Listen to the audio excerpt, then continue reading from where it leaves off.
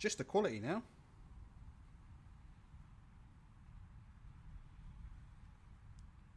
All we need to sort out is the quality. Oh. Okay. It's not looking too bad on mobile, actually. Let's see. Oh, I think we're ready. Oi, oi. Oh, yeah. I've checked it on mobile. We're ready. Yeah, Jose Cordiera. Okay, brother. Let's go. Shit, that was painful, man. Start and restop a stream about 15 times. Right. Can you hear me, Jose? Is the sound nice and loud and clear? Alright. We're in the training ground in a Camp Nou. Let's just do a quick sound check before we get into this. Perfect, yeah? Alright. Jesus Christ. Do you know how painful this was? This was painful, man, to get this ready, you know, this streaming. So, we're playing Pro Evolution Soccer, yeah? Alright. I am absolutely horrendous at this game, so you should get, yeah, value for money in this stream, because I'm as bad as it gets. You want to talk about boxing? Talk about boxing. We can talk about anything. Anything sport related, yeah? So, you know, the idea of this stream was to test it. To see how gaming streams work on here. And also just, yeah. To see how gaming streams work on here, and also, just to talk to the people, really. They want to talk about anything. Not expecting us to do massive amounts of views and stuff. But we will see Vataguan. So if you just bear with me on this. 1 second. Let me turn to medium. Depth of field, texture filter, motion blur. Just give me 1 sec. Yep. That'll do for now. That'll do. This will do. Modded pairs. So yeah, and you know, actually, let me get on. If you just give me 1 sec. Let me get on the Man United score in the background. It's a shame we actually have more people in here, but I cocked up the stream so many times, everybody's left. But I want to get the football scores on in the background. Right. Master League. Got a message from Expert Genius. He says, Ultra, I can't believe you played this game. I still play it. Honestly, yeah, I can't play FIFA. That's just my opinion. I don't know what you guys think of FIFA, but FIFA ain't for me. I can't really play FIFA. Jose, I know you're the only one here at the minute. Is my microphone clear? Because early on people were complaining that it wasn't clear. And there's a little setting that I think I've messed up on my microphone. Can you hear my voice loudly and clearly? And I'll tell you what, to those who aren't watching this, listen, you're about to miss a melt. You're clear, all good. You're about to miss a meltdown, mate. Because when I play these games, I just melt. It's not mixed, so your voice is loud enough. Okay, hold on. It's just this setting here. I can't remember which one. Let's just do a quick sound check before we get going. Hold on. Which one is it? Is it... Right, hold on. Is it louder now? Is it louder now? Or... is it louder now?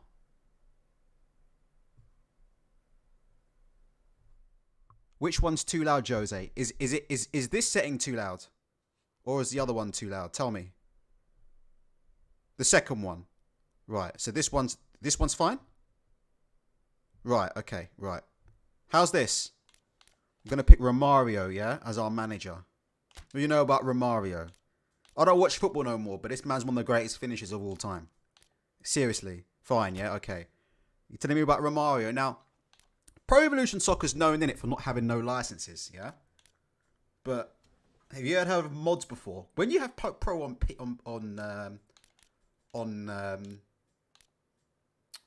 PC, there's so many mods available. You're going to see in a minute. We've got all the kits. Well, most of them.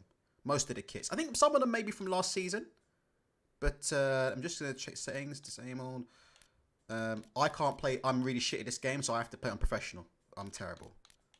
I have to play it against the computer on professional because I am absolutely terrible. Let me go through these settings. Annual, yes. Starting budget, normal. Fairly hard. Yeah.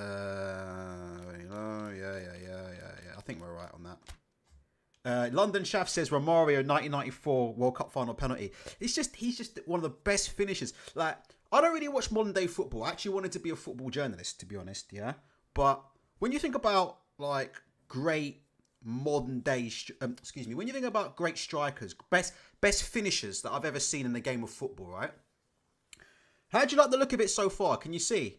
Would you like the look of this Pez? This is old Pez, by the way. This isn't the new eFootball Pez. This is old Pez, but it's been modded. So you can see what we've got. Lewandowski, who, for me, like I said before, when you talk about best finishers that I've ever seen in football, when I used to watch it, first names that come to mind for me are Romario, Brazilian Ronaldo, and I think Lionel Messi. Thought about this the other day. Brazilian Ronaldo and Lionel Messi.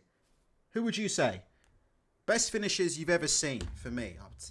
For me, I think Romario might be the best finisher. I've gone back and watched footage. There's footage on YouTube of the guy. The guy scored 1,000 goals. The footage on YouTube, and Romario was unbelievable. A lot of people say he was a better finisher than Brazilian Ronaldo. I would say possibly Lionel Messi. Would you agree? Lionel Messi, best finisher? Batistuta from London Chaff. Do you think Batistuta was a better finisher than Lionel Messi, though? So the Barcelona board are asking me here, they're saying, how about we aim to win the Champions League? Mate, we need to focus on the league. We're trash. Barcelona got financial problems. How many levers they pulled? How many different levers have Barcelona pulled? They've sold the friggin' stadiums. They've sold the TV rights. Soon they'll be putting the players' wives on the they'll be putting the players' wives on the game soon to raise money, innit? Barca. What an absolute clown show that club is, isn't it? That club is an absolute clown show from top to bottom. But I have to say, I do love it. And they are depicted extremely well in this game. Mitch is saying Robbie Fowler. Mitch, bro, Premier League now is the best league in the world, yeah? We all know that. Premier League is the best league in the world at the minute. But when Robbie Fowler was playing, it was a farmers league, man. You had guys like Dean Saunders scoring 15 goals a season. You had guys like Mark Bright and friggin', what is it? Mark Bright in there, scoring 50 goals a season for Sheffield Wednesday. Looking like, out here looking like world-class players. Back in the day when we used to watch football, 1990s, 2000s, it was only Serie A. There was only Serie A. And I only ever watched Serie A, by the way. And a little bit of La Liga, but I actually refuse to watch English football. Hey, I could do with a like, so hit the like button in here. So, we're Romario, yeah? Is your appointment at this club the crowning moment of your career? No, because the Barcelona supporters, for the most part, are a bunch of backstabbers. What did they do to Luis Figo? Threw a pig's head at him just because he switched club. They're a bunch of backstabbers. So I'm just going to say, look, it's a fresh start. We know these Barca fans are backstabbers. If we don't start winning games ASAP, we know what they're going to do. They're going to start rioting. Here we go. I've got my headphones on. D-Dub says, great game, Ulch. FIFA is crap, Pro is the one. What thing about FIFA is, yeah? Think about what FIFA don't understand is, FIFA's a scam. Right? This is what people need to understand about FIFA. There's a stream that I love. By the way, guys, can you do me a favour? I've got the... I'm going to put Goldbridge on in the background, but can you keep me up to date with their Premiership scores? I hope you enjoy this stream. It's a different type of stream. If we can get more than 5 people watching, I'd be grateful. But let's... if anybody knows the scores, keep me up to date, because I'm hoping Man United get beat. Where's Brian Burke? I'm hoping Man United get beat today. Brian Burke. I know they ain't going to get beat, but I hope they do get beat. For the way they treated Jose Mourinho. Right, let's have... I've got Goldbridge on in the background. Let's have a look. Right, FIFA is a scam. Very, very plain and simple. In my opinion, FIFA... I'm going to say I want to see the boy play hard. FIFA is... the game's rigged. All games have script in them. This game's horrendously scripted. But the difference with FIFA is people are playing money. They're paying money for packs. With Pro Evolution Soccer, you're not paying any money. Well, I'm not for this anyway. I'm just, It's not like this version of Pro isn't a pay-to-play game. I'm just here, playing for the love of the sport. Let's have a look at our schedule that we've got. You're going to laugh at me. I'm really bad at this game, But let's have a look. Let's have a look at our schedule for this game. What we got? All right, let's have a look at our schedule. Real Madrid are the best team. Real Madrid and PSG in this game are just unbeatable. Like, we're not gonna win the league.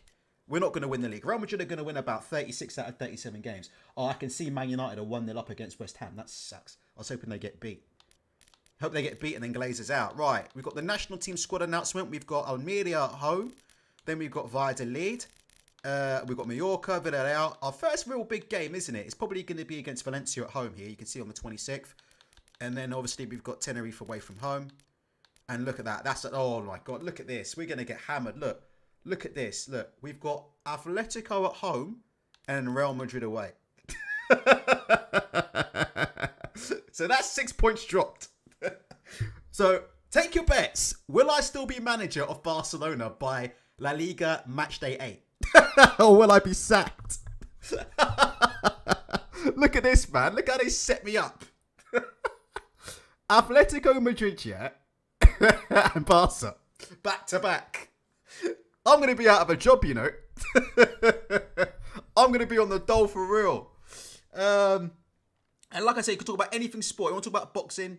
Talk about it. It's fine. You don't have to just talk football. But FIFA is just unacceptable. Because when you've got people that are buying packs and buying players, and they're people that are spending thousands and thousands of pounds, yeah, on FIFA games, right? You're buying like a frigging Mbappe, or you get them in packs, right? But you're spending money on loot packs, right? And you get an Mbappe or you get a Messi. But the thing is, what you don't understand is it's those players, they make you better, obviously, but the computer controls it at the end of the day. So you've just spent thousands of pounds getting a Messi, yeah? Because you think Messi's going to make your team better.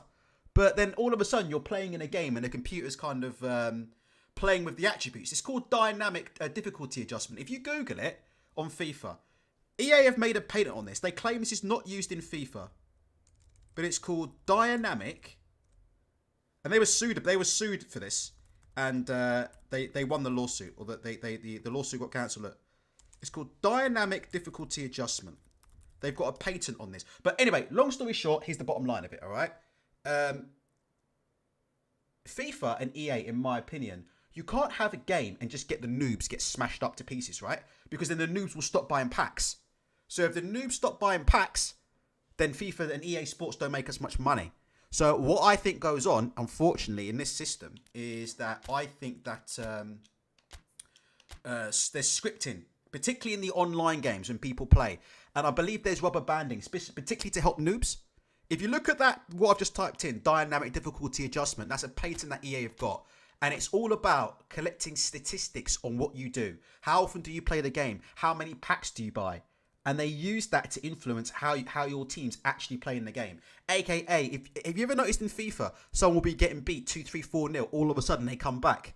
If you ever played FIFA, have you ever noticed that? I watch a lot of FIFA online. Have you ever noticed that? I've seen dudes 3-0 down, and then all of a sudden, you're 3-0 up. All of a sudden, you can't hit a barn door, and your opponent starts getting back into the game.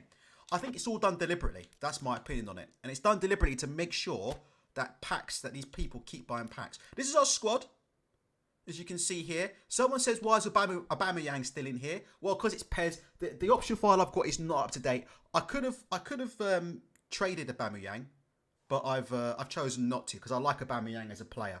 So I could have got rid of Aubameyang. What I did do is I traded out Umtiti, who's gone to Lecce, and I did bring in Jules Koundé. Titi is a monster in this game. So there's our starting 11. It's already done, already pre-done. I've played this game a million times. In fact, what I'll quickly do is, excuse me, I'm just going to swap, this is wrong. I'm just going to swap Dembele and Ansu Fati. And I'm just going to make Dembele the right wing forward, if I can. What the bumper clot is going on? Let's just see. I'm just going to make Dembele the forward. Then we are going to play some games. Hold on. Ansu Fati's left wing forward. I just want to see if I can make Dembele the right wing forward. Come on, come on. Why is he that? Right midfield. What the hell? Oh, maybe I need to change the formation. Bear with me on this. Oh, my headphones have cut out. But it's cool. Here we go. There you go. So we've got Dembele, he's the right wing forward. And we have got... as my power's cut out because these headphones are probably the worst headphones known to man. So I'll just put my speakers on in the background. So if you hear an echo, I do apologise for that. But I'm having to go to the sound. But right, we're done. Manchester United fans, what do you think about this guy here? Frankie de Jong. Yeah? You didn't sign him, did you? Right, let's crack on. Didn't get him, did you? After all that talk. After all that talk, you didn't sign him. Right, let's crack on. Let's quickly check our contracts. And then we'll play a game. I'm really bad at this.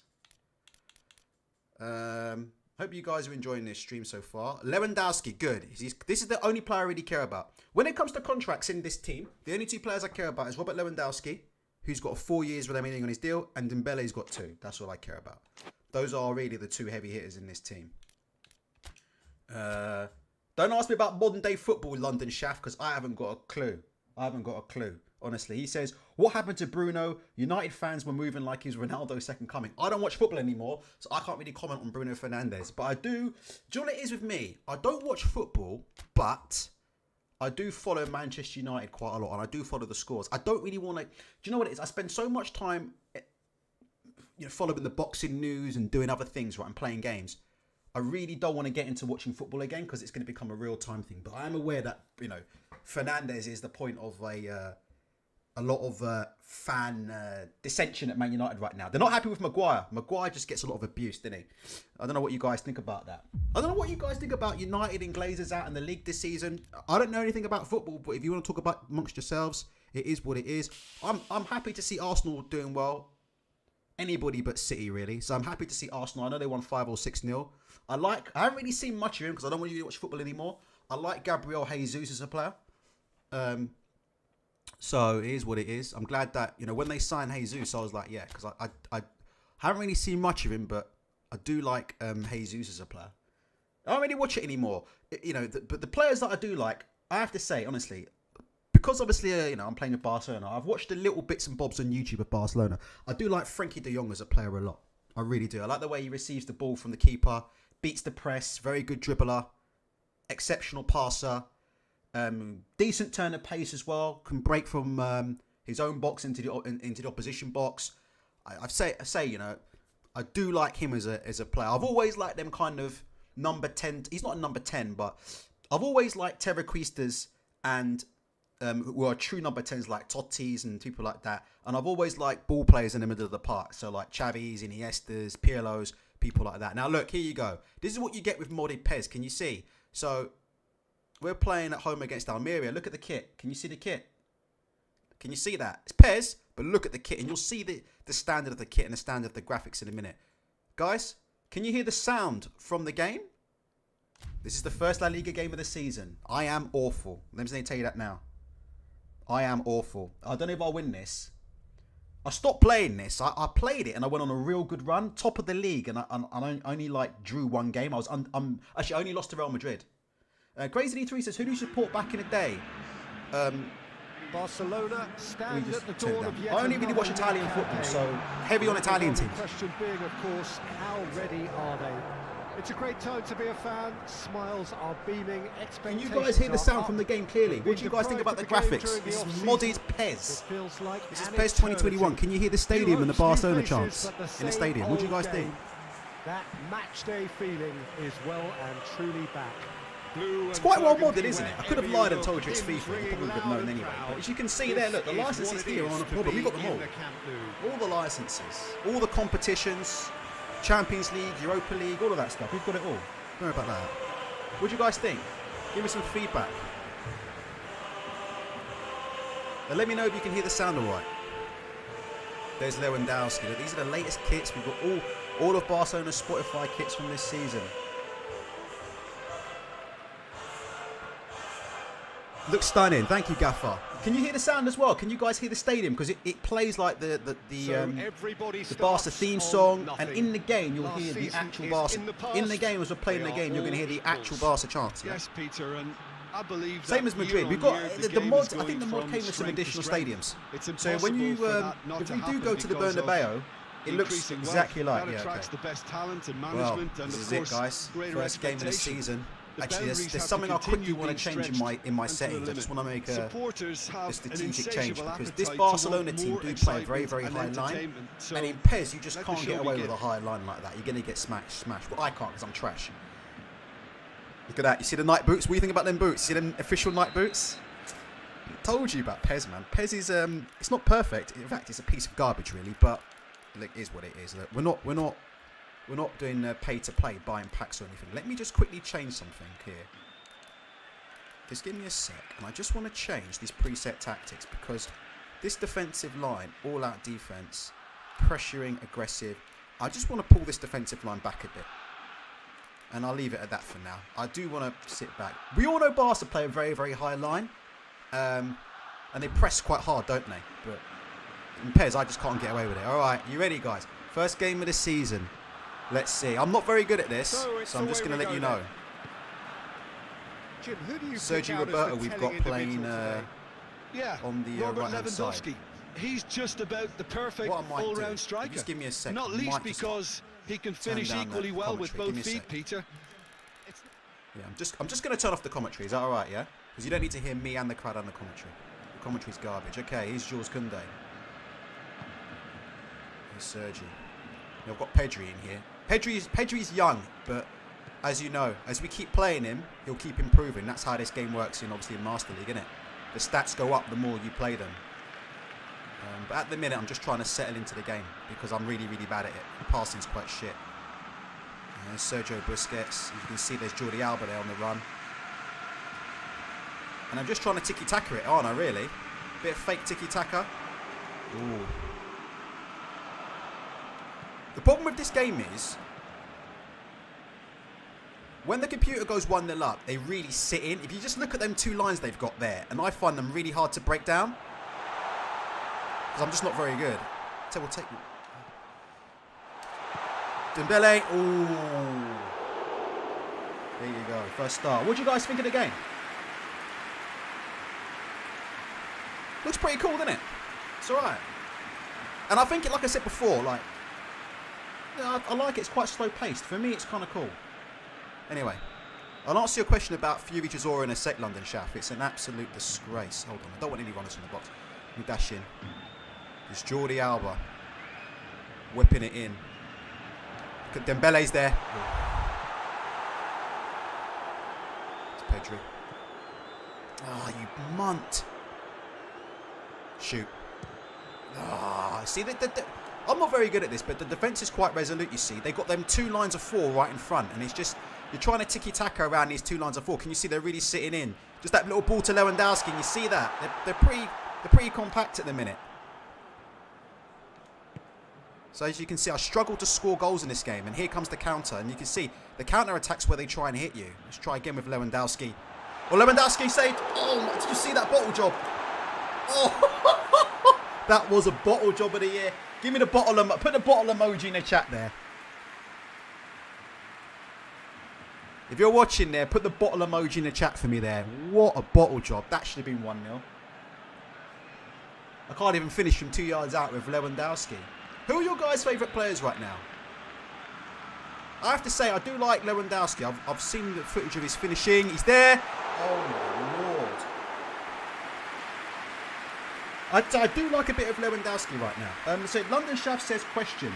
Would you rather buy a pack or Fury versus Chisora 3? I'd rather spend my entire life savings on FIFA Ultimate Team packs than than pay for Fury versus Chisora. On principle, isn't it? It's an absolute disgrace.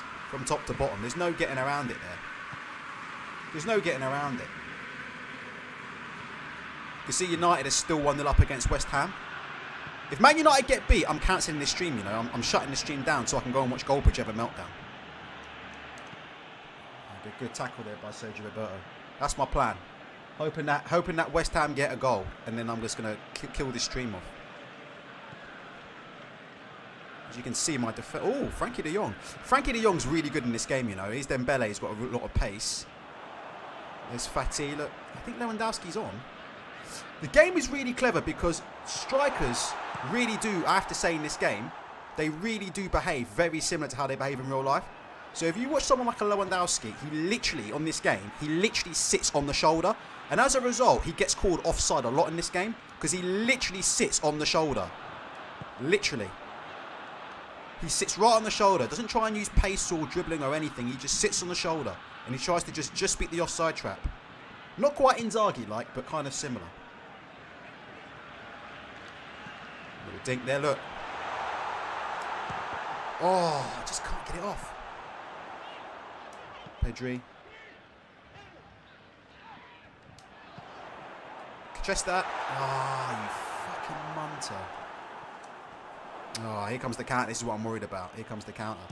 Crazy D3 is saying, even though I don't like City, Kevin De Bruyne. Yeah, I've heard he's a great player. I don't really, like I said, I don't really watch football much anymore. I remember when he was signed. When isn't he signed by Chelsea? Kevin De Bruyne, years ago. Wasn't he signed?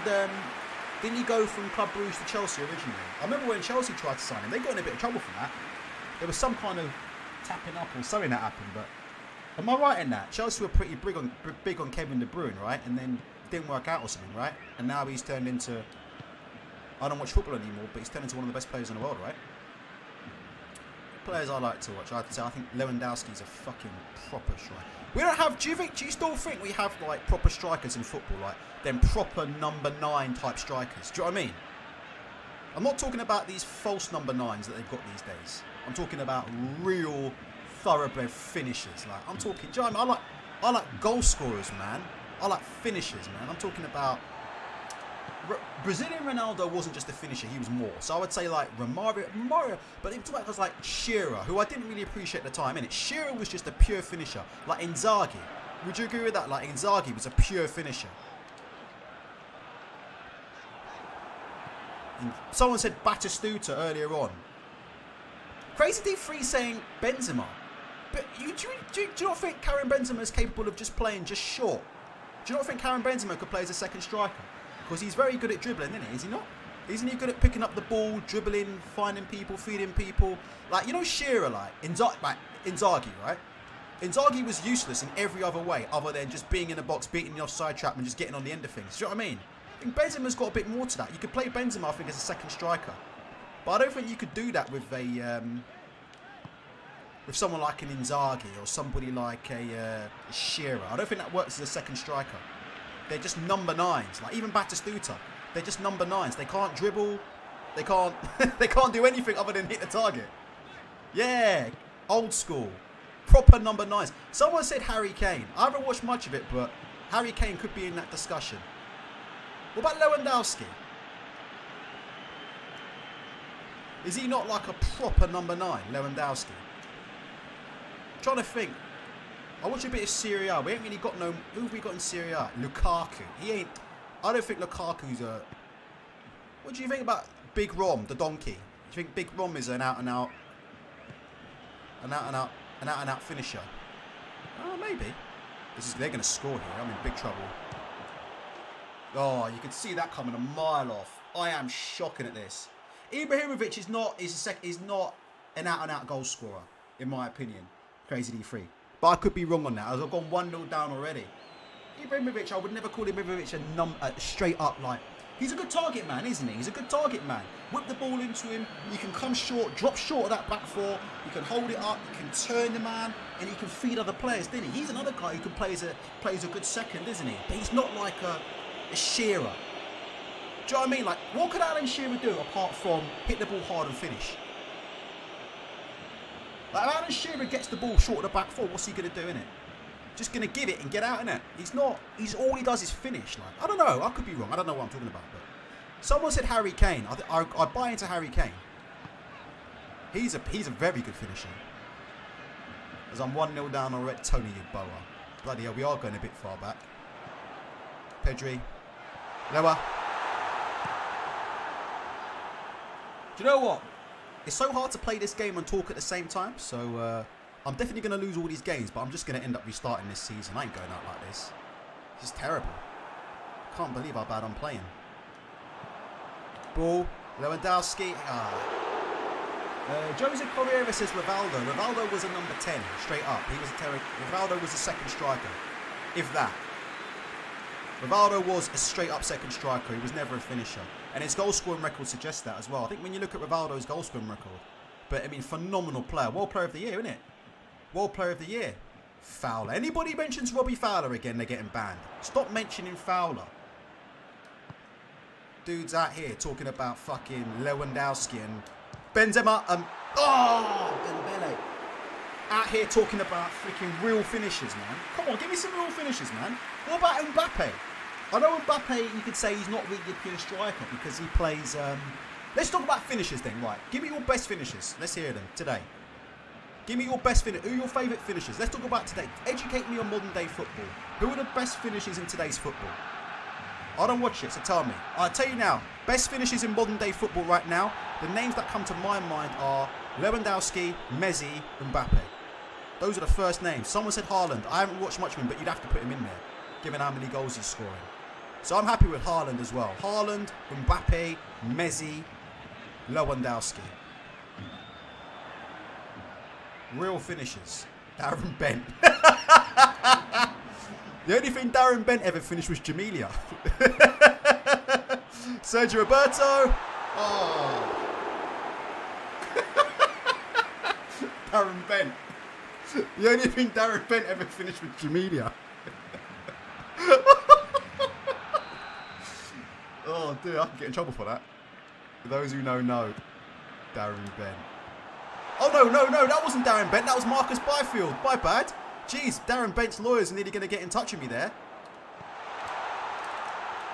That was Darren Byfield, not Marcus Bent. Crazily Free saying Defoe. We're talking about today. Right, look. Best strikers today, look. Who are the best finishers? If someone had to finish in front of goal for your life in today's game. Surprised no one's mentioned Marcus Rashford. What about Marcus Rashford? Would you, if you guys needed someone to finish, yeah, to save your life, would you not want Marcus Rashford in front of goal? Mr. School Mills, yeah? What about Rashford? Anybody want... Oh, hold on. Maguire. Harry Maguire. Jesus Christ. Can't believe he's still at that club, you know. The amount of abuse he gets is... I think Man United's a toxic club, but we'll talk about it in a sec. What about Salah? No one's mentioning Mohamed Salah. I know he's not a pure striker, yeah? But we're just talking about finishers. No one's mentioning Mohamed Salah as a finisher in today's era, in today's game. Are you fucking kidding me? You got to put Mohamed Salah in there, yeah? Yes or no? For finishers, pure finishers in today's game. Mohamed Salah, yeah? You got to put him in there, surely. Salah's a quality finisher. Sorry, this is dreadful. I'm having a mare here. You know what I might do? Well, we'll play again, but I might just stop playing Master League because I can't really concentrate properly. So what I might do is just play some fucking random games. Crazy D3's going to get banned in a minute for saying that Gabriel Jesus is I like him, but is he a real finisher? Like Salah, Jesus. You trust him in front of goal, yeah? You trust him in front of goal before you would trust Mohamed Salah, yeah?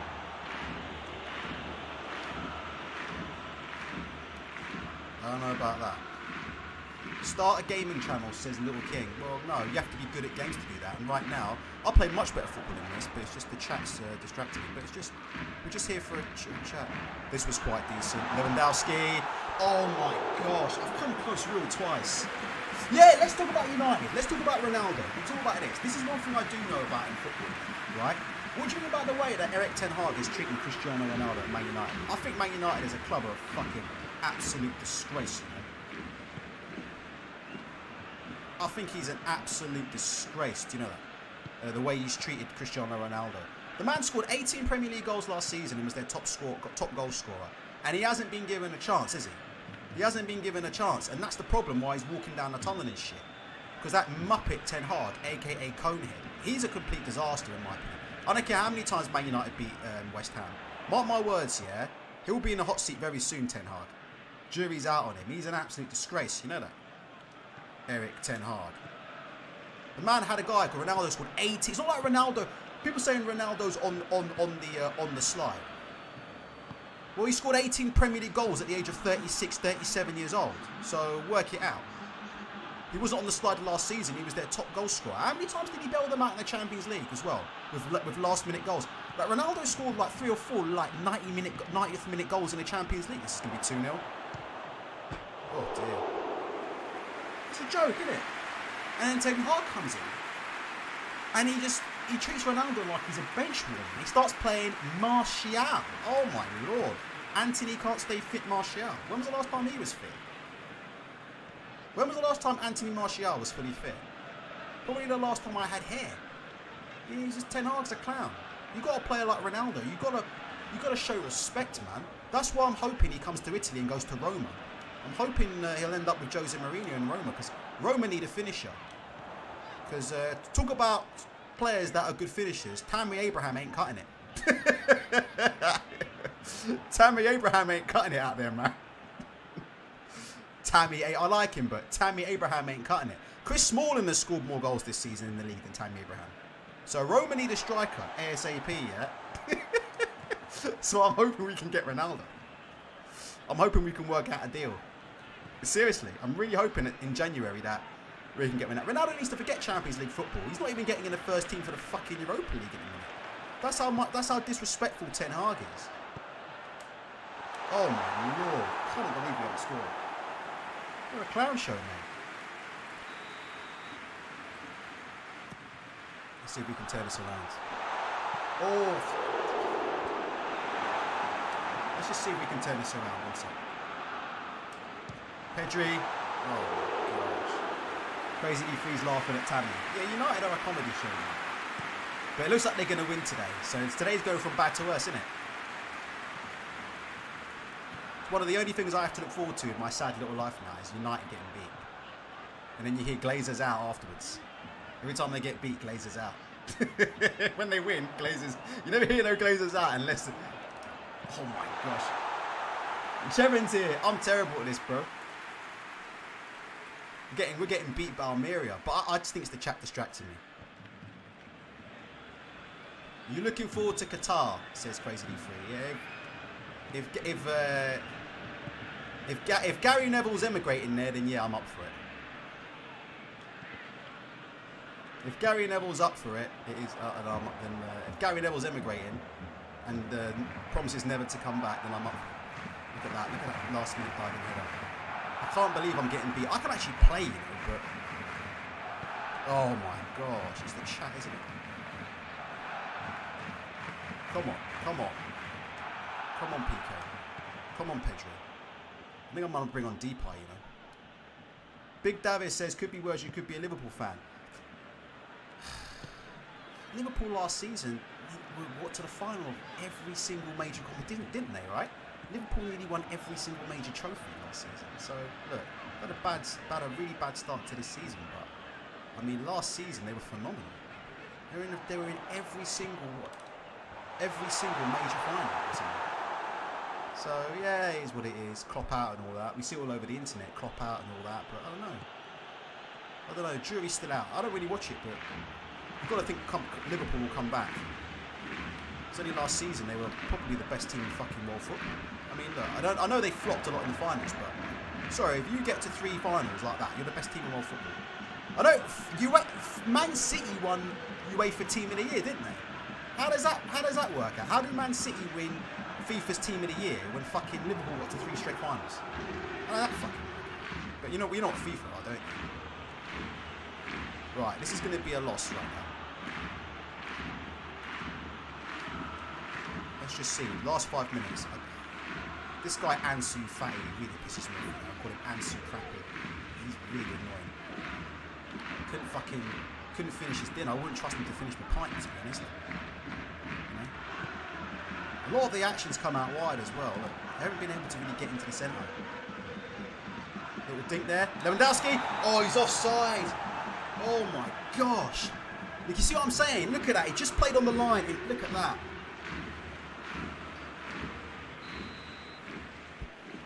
Do you know what? Let's start that again. What do you think? Should we start that one more time? Give myself the benefit of the doubt, because I'm just bedding in it, because, you know. What do you guys think? I'll tell you what, I'm never going to be able to play Master League. So let's just, I don't know, what do you want to play? Let's just play normal league, innit? But if I play normal league, will I be able to compete in the Champions League? Let's just play normal league. Hold on. Let's play a bit of normal league, because I'm not going to be able to concentrate. Shevin saying that was embarrassing. Now, come on, man. You've got to give me a chance here. I'm talking to the chat and playing at the same time. I can't do it, really. I can't do it. It's definitely the chat. Yes. It's definitely the chat. It's definitely the chat that's causing. I scored some pretty good goals. I'll actually show you them as well, some of the goals I've scored. I'll show you them. Right, look, there you go. This is the best way to do it. Just not play Master League and just play straight league. Alright, let's play Bilbao at home. Let's do that. I've got my squad. I'll load them like so. And then we'll just do it like that. I just think that's the easiest way to do this. And I haven't got to deal with the pressure of Master League. Somebody said, Ultra, you should do a dating channel. Shall I be honest with you? I did think about it, doing dating advice, but I thought about certain things, but it's probably best to stay off social media, isn't it? What do you guys think? It's probably best to stay off social media. I tell you what, because I love you guys so much, look, we'll play in the special kit. Look at this Barca kit. They even got the gold kit there, look. Fire, man. Look at this fire kit they've got. Spotify kit. Let's have a look at the scores. What are the scores? Let's have a quick look at the scores that are going on right now. Premier League. I mean, Jesus Christ. I mean, I was thinking about playing Insurgency Sandstorm. I mean, there's just no chance I could play Sandstorm and chat at the same time. It's just not even possible. It's not even possible. Let's have a look. LD Phoenix says, who do you support, Ultra? I don't support it. I don't watch football. I don't support football. I don't watch football. I don't really watch it. So it is what it is. The only thing I want to do is see Man United get beat. Let's have a look at the Premier League table though. And United are winning right now, so I'm upset because they're winning. Let's have a quick look. Sorry. So when United win, it's not a good one. Premier League table, let's get this shit up. Arsenal won 5-0. Liverpool, we know they beat yesterday. Arsenal are 2 points clear of City. We all know City are going to win, right? Right, let's just get on with the game. Right, we all know City are going to win this league, right? So that's the thing, isn't it? We all know City. Dave says, did you see the Drake kit? I think did he pay them to do that or something? Apparently he paid them to do that. It's up to them, isn't it?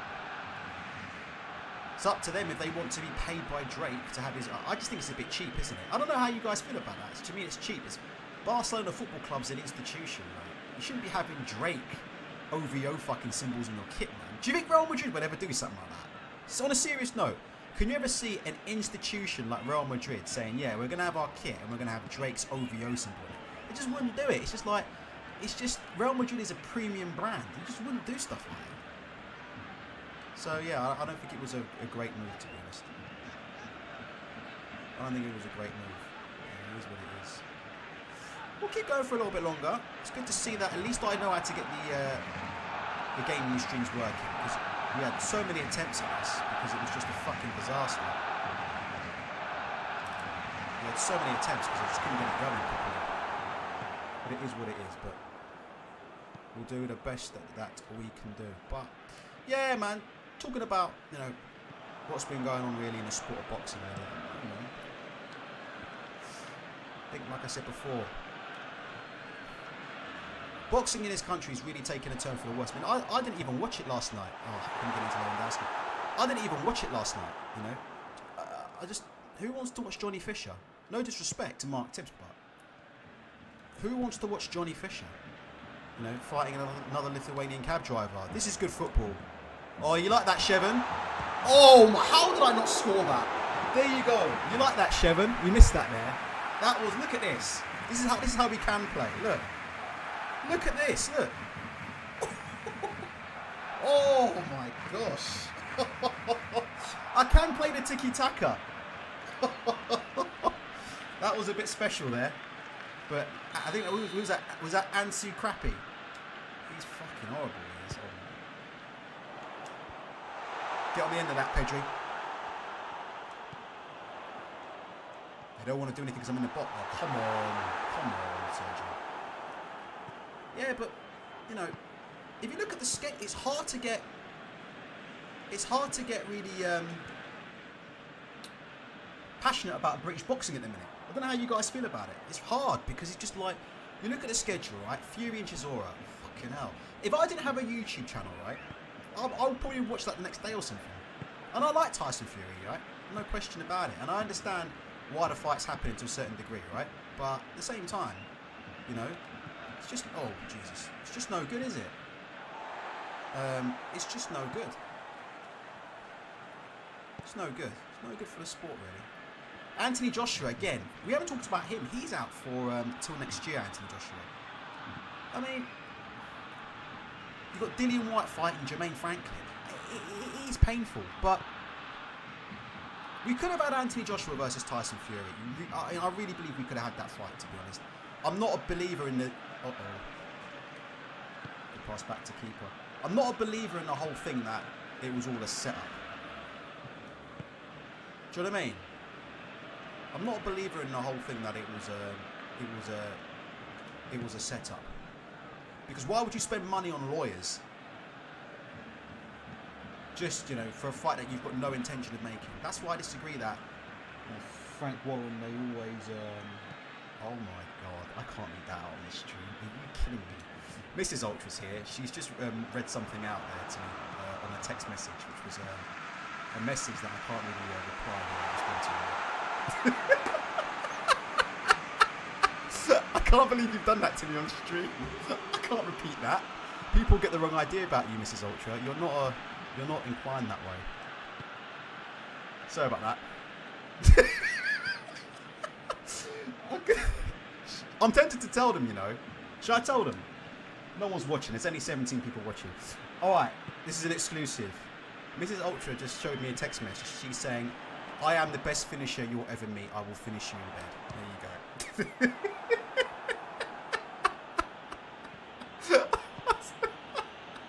Because we were talking about who's a good finisher, innit? We were talking about who's the best finisher.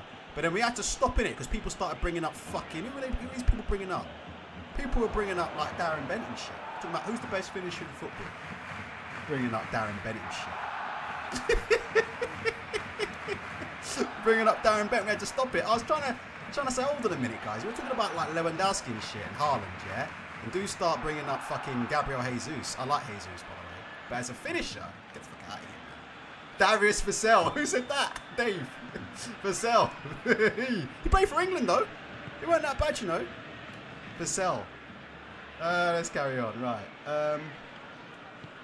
Frank will announce some great fights for the end of the year, but zero will happen. Well, look, we've got Parker and Ryder, isn't it?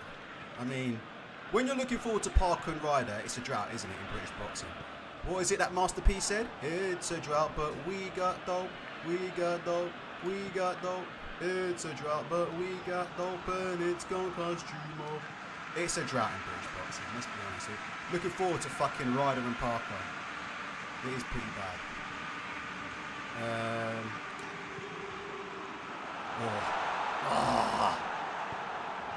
It's pretty bad. But like I said before, look, I mean, I think, can I ask you guys a question? Anti-Fatty, good save. Do you not think it's a bit funny that Anthony Joshua is now not fighting until next year, when the intention was to get him out? Do you not think that's a bit interesting? God, he's got to finish that.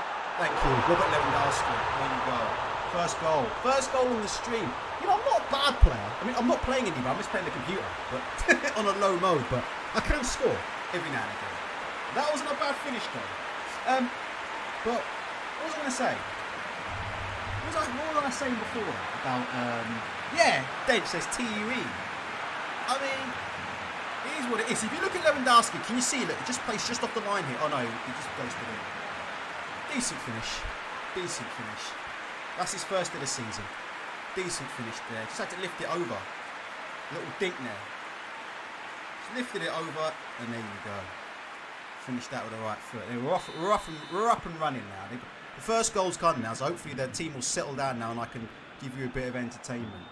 Yeah, but do you not find it funny that? I mean, I don't think he should be fighting, but because he's not mentally right, obviously. Is AJ still handing out money to random people out in Watford or what? But if I'm being honest with you, I wonder if all is well at DAZN with AJ. I could be completely wrong, but I just... Do you believe that DAZN AJ deal is going to end up being a lifetime deal? I've just got a strange feeling that it's not going to be, you know? Do you remember when they signed Canelo Alvarez to that 10-year deal and it turned out to only last for like 2 or 3 fights? I've just got a funny feeling that something's going to happen with Anthony Joshua because the whole thing's suspect, you know? But we'll wait and see. Good touch. Touch it. Oh, how you like that, Shevin? I nearly finished that. How you like that bit of play? How you like this? Look, they can't play like this. Look. They might be better than me, but look at this tiki-taka. Look at this. Look. A bit of control. Just couldn't get the finish. Couldn't get out of my feet. I just don't think Anthony Joshua's DAZN deal is going to be a lifetime deal. I think there's something not right going on. But I could be completely off my tits there. But I just think there's something going on. Eddie Hearn saying stuff like, "Well, AJ doesn't want to tune up." You know, listen, right? There's nothing wrong with having tune-up fights. There's absolutely nothing wrong. Like, I don't know where this mentality's come from. Oh, AJ doesn't want to fight because he doesn't want to tune-up fight. Listen, right? Stop obsessing over resume, all right? And do what's best for your career. Do you understand? What's best for your resume isn't always best for your career. Press 1. I know there's about 2 people in here, but press 1 if you agree with Matt, or press 3 if you disagree. What's good? What's best for your resume, right? Isn't necessarily what's best for your career. If you want proof, just look at Floyd Mayweather Jr. Oh, what a bad cross. Do you know what I mean? Fuck all this resume BS. He's banging on about fucking resume and shit. Him and Eddie Hearn, what are they saying? Oh, well, we don't want... AJ don't want a soft touch. You know, he wants to fight real people, so we don't want a tune-up. Mate, listen. Anthony Joshua's not going to fight till next year. So how many times has he fought in the last 2 years? Am I right in saying that Anthony Joshua's had 2 fights in 2 years and he got beat in both of them? Am I right in that? Am I right in that? Right, he's had 2 fights in 2 years and he got beat in both his fights. So, I mean, what the fuck, man? Yeah, he needs a tune-up fight. All this nonsense about, oh, AJ don't want a tune-up fight. He wants a real fight. He's talking about his resume. Fuck all that nonsense. Do you know what I mean? Fuck all that nonsense. He needs time. He needs time, and there's nothing wrong with tune-up fights in boxing. Boxers have got to box for themselves and their careers, and not box for these fucking moronic fans who don't care about them anyway. These fans don't care. Hold on, here's Pedri. Hold on, 1 second. Hold on, I can sense something coming here. Hold on, Pedri, Dembele.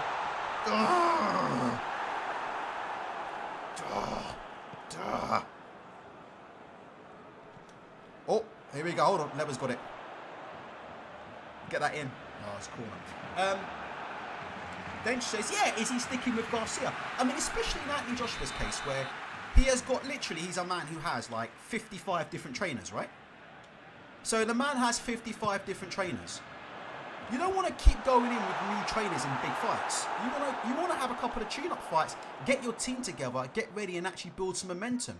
And that's what I'm saying about this. All this resume bullshit, yeah? Does it? It's got to finish this. That's a goal. How you like that, Shevin? How you like that, Shevin? That's Dembele. How you like that? What do you guys think about that goal? Look at the build-up play. See, the thing about FIFA is you can't score goals like this in FIFA. You can't. Not just playing ping-pong, just have a little touch. There's a little give and go here.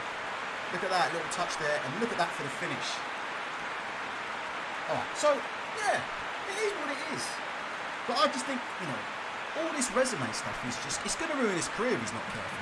He's at the stage of his career now, right, where, to me, right, he's not mentally right, and he's not physically right. So if anybody needs a tune-up fight, it's Anthony Joshua. Coming off 2 losses. Fighting on a new platform and all this kind of stuff. He needs a good tune-up fight. It is what it is, isn't it? Fucking resumes. It's ridiculous. I don't know. All this resume talk's just a bit silly in my opinion. Right fights at the right times. That's what a lot of successful fighters have done. Right fights at the right times. That's what's the key is. With Tyson Fury had fought. I mean, if you look at Fury when he fought Wilder the first time, a lot of people thought that was too soon. Can you imagine if Fury just fought him straight away, or, you know, or whatever, or only had 1 tune-up beforehand? You got to give these guys a bit of time. But is he going to get the time on DAZN? Because the bottom line of it is, and listen, I'll get called a hater for saying this, but it's just the truth. DAZN need a big fight in the UK. I mean, if you look at Eubank and Ben, that fight now looks off to me. Oh, look, to keep going. Oh, that's a foul, Pedro. You know, Eubank and Ben, would you agree with that in the chat? I thought that fight was going to be rescheduled. I don't think that's going to happen now. Eubank apparently is fighting again at the end of this year against not Conor Ben, obviously, unless they have that fight somewhere in Abu Dhabi or whatever. But what do you guys think? I just think that fight's not going to happen. You're not going to see Ben and Eubank. I just think there's too much, you know, gone down the wayside with that in a minute. That fight's not gonna happen for another year or so. I thought they were gonna try and put that fight on in the next 3 to 6 months, but realistically, I'm not sure that fight can happen for another year. Hold on, let me just take this with Lewandowski.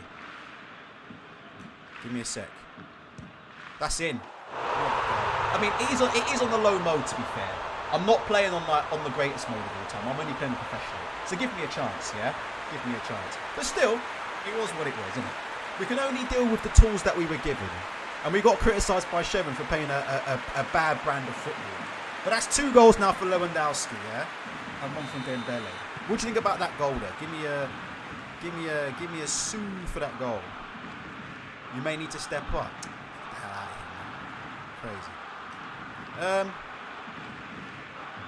Dench says it's just a big smoke screen at the minute. I think so.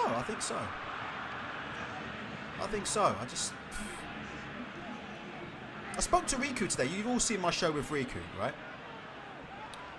You know, and I really do think that British boxing... I'm going to take this shot. See, De Jong... The thing about PES is, but so better than FIFA, is the players actually play like the players in real life. Like, you can... In FIFA, when you play FIFA, you can't really feel the differences between the players as much. In PES, you get on the ball with... I can absolutely feel the difference between getting on the ball with Sergio Busquets and on the ball with Pedri. 100%. 100%. Anyway. Pedri, 1 sec. I'm taking this. Dembele. Sorry. Crazy D3 says, Hearn should have offered Chisora a fight for Joshua. What? I know they're friends and everything, but do you think that's a good fight for AJ? I think that actually is a good fight for AJ. It's a good comeback fight, Chisora, because Chisora's got a good gas tank. Yeah, he's got a good gas tank. He's going to come to fight, so you know he's going to work AJ out. It's Pedri. Oh, you know he's going to, he's going to make AJ work. He's going to make, AJ's going to have to put the rounds in. I think that's a good fight for him. I don't know what you guys feel about that. I think Crazy D3's right. Chisora would have been a good fight for Anthony Joshua. I don't think there's a problem with him having them kind of fights. I don't think there's a... But what are they doing? They're talking about Wilder. The last person Anthony Joshua needs to be getting in the ring with anytime soon is Wilder. I mean, look, I know the Muppets who haven't been in a boxing gym keep telling stories that he ain't got no power, but, I mean, that Hellenius knockout, I mean, he doesn't need to be in a ring with Deontay Wilder after seeing that Hellenius knockout. I mean, that was even more frightening than the Luis Ortiz one. The Luis Ortiz 2-1 was frightening. Hold on a minute. Dembele.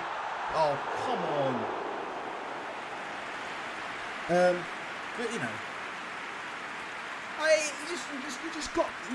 he doesn't need to. I don't know why they're talking about Wilder and stuff. At the minute, he's just been beaten twice by Usyk.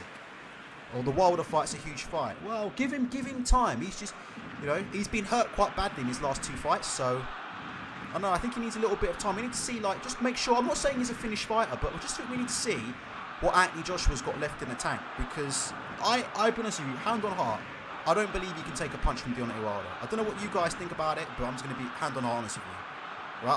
I'm not saying there's no way he can win the fight. But if you're asking me, is Ansu Fati, do you believe bit of skill here? Look. Touch. Do you believe he can take a punch from Wilder? I'm sorry, I don't. That's my opinion. Call me names, criticise me, say whatever you want. I'm just being hand on heart honest. Do I believe Anthony Joshua right now? Would I trust him to take a clean shot from Wilder and live to tell the tale? No, I would not. That's the truth. So until we get those answers, Chisora's a great fight. Someone said Dillian White. Dillian White's a decent fight. I mean, however long it lasts. If Anthony Joshua... Oh, hold on a minute. Busquets. Oh, what the fuck was that? If Anthony Joshua can't beat Dillian White, it's retirement for me. Dillian White is made for him. Dillian White is made for Anthony Joshua. Oh, this is all wrong. This tiki-taka's all wrong. This tiki-taka is all wrong here. Overdoing it a bit here. Let me see. Thomas Conley says, any other games you play Ultra? I play Insurgency Sandstorm. But I don't know if I can play it on here because if I play Sandstorm, I really do need to concentrate because I play it I play co-op Sandstorm, but I play it at a really high level. So I'm quite good at it. So I play it at a high level. So I don't know if I can play in chat. We'll give it a go, Thomas. If you, does anybody want to see? The thing is, I don't know if you guys prefer football or Sandstorm. Does anybody want to see Sandstorm? But I do play it at a serious level. We play versus bots, but we play co-op with other people. But we play it at a high level. Oh, look at that for a touch. Finish that. You bum. You absolute bum. You bum. You bum. Finishing like Marcus Rashford. Finishing like Mason Greenwood. Yeah. Especially for AJ. I don't know. I'll worry about him in the state of his career. But I think the DAZN thing with AJ is one to watch, you know. People are assuming it's a lifetime deal. Told you before, wasn't the Canelo deal supposed to be a lifetime deal? Okay, just wait for that. I'm not convinced all is well. And I'm not convinced it's the right platform for him as well, you know. They definitely have a problem with subscribers, which is evident, yeah, as per why they tried to, well, not saying DAZN per se, but the whole Eubank scenario, do you not think that just stunk of desperation? Let me ask you a question. Do you think if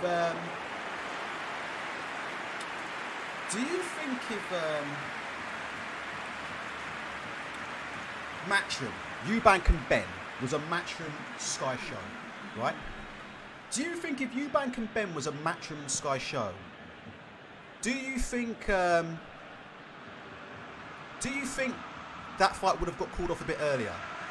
Does that make sense what I'm saying? Because do you not think that some of the desperation to make that fight and to get that fight over the line came from the fact that DAZN may be having problems attracting subscribers and viewership in the UK? Do you think I'm being a hater there, or do you think that's a fair comment? Because honestly, I think that's a fair comment, to be honest. I think, you know, do you think, you know, you see when the issue with, obviously Sky had no choice, but I just feel with Sky, maybe if it was a Sky Matchroom fight, maybe it would have been a slightly different story, you know? Sky aren't as desperate for subscribers in a minute. They've got a bit of a bigger platform. Do you know what I mean? Bit of a bigger platform. They've got income coming in from elsewhere. Boxing isn't really the only thing on their channel. What do you guys think? Do you think that, or do you think it just would have been the same story? I'm not sure. Did Sky show the Dillian White? Well, it wasn't exact saying no, because nobody knew Dillian had that problem until afterwards. That was the issue with that one. Wasn't it? There you go, 3-0. Well, we might put on Sandstorm. We'll put on Sandstorm next if you want to watch it, yeah? But does anybody want to see Insurgency Sandstorm instead of football? I think I'm not very my footballing skills in PES aren't quite interesting enough to keep you guys entertained. So maybe we'll move on to Sandstorm and play a bit of co-op if you guys want to see that. We can play that. But look at this for it. Look, how's I not scored that? Look at that. Honestly, people criticising my style of football. It's beautiful to watch. That's what I'll say. It's ineffective, but it's beautiful to watch. I don't know. Sky would have known about it, I guess. Yeah, maybe they wouldn't have. I just think there's a bit of desperation there. It's like with Dillian White. He's another one, right, whose career has been so badly managed. It's been unbelievable. I mean, why is he fighting Jermaine Franklin? Can you imagine how much DAZN are paying him for to fight Jermaine Franklin? I'd imagine they're paying him a fair lick. Would you agree with that? Because Frank Warren said him and Dillian were pretty deep into negotiations for the Daniel Dubois fight. And then when what happened with Anthony Joshua, they kind of couldn't do both deals at the same time. Because I think Dillian wanted to get out for November, December, and then there was talk of Fury versus AJ happening. But Frank said that they were in quite in-depth negotiations with Dillian White. So Dillian White's probably, in my opinion, unless something bad happens, I think we're going to see Dillian White back on Queensberry. And I think he probably would have been back on Queensberry, but he asked for a bit too much money for the Dubois fight, and they were trying to make the AJ versus Fury fight. So the timelines didn't quite match up. But I wonder how much money he's getting to fight Jermaine Franklin. Do you know what I mean? I mean, there's a guy, again, who, with all due respect, very, very badly managed career. Oh, I mean, okay, maybe he's getting a lot of money, but what does beating Jermaine Franklin do for him? I mean, I haven't checked the rankings, but is Jermaine Franklin, is he highly ranked by some of the governing bodies or something? Because I'm struggling to see, why, other than the money, which is probably the biggest reason, but other than financial reasons, I'm kind of struggling to see why Dillian would take that kind of fight. Doesn't make any sense. I think You know, regardless of what you think about me, I think the biggest fights for Dillian and the best fights for Dillian right now are Joe Joyce, Daniel Dubois. Would you agree with that? What would you rather see? AJ versus Dillian White again, or Dillian White versus Joe Joyce and Daniel Dubois? You know, that's what I'd like to see. And Crazy Free's right. Yeah, maybe he probably does need a tune-up fight because he's had some very, very bad knockouts. I'd agree with you on that. I agree with you on that. Maybe he does need some tune-up fights. I mean, you know, maybe he does. I tell you what, I would just give me a sec. I would love to see him.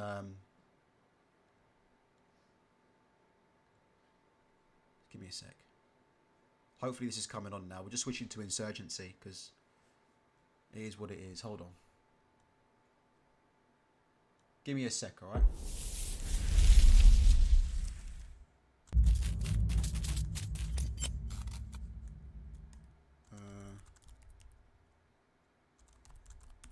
There we go. Sorry about that. Just changing the title of the stream. I don't know if you guys can see it yet. Okay, hold on. Let me just make sure.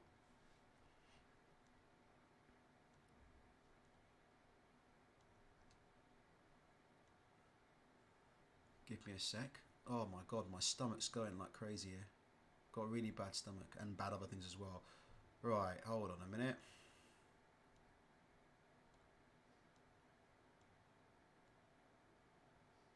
Here we go. Right, oh. Oh, okay, hold on.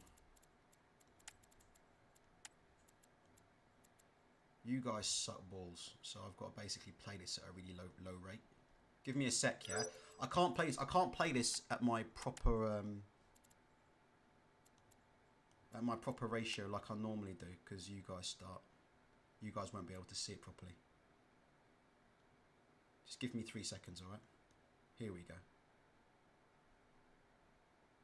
I don't know how competitive. Oh, fucking hold on. There we go. Right, can you guys see that? Yeah, I don't know how competitive I can be on this. For obvious reasons, but we'll give it a go. We'll give it a go. This game is full of tossers, you know that. Just so you know. Oh, okay. Hold on. Let me just reset this. Give me a sec. Transform. Oh, what the fuck? Okay, I can't resize the output. Okay, that sucks. Hold on.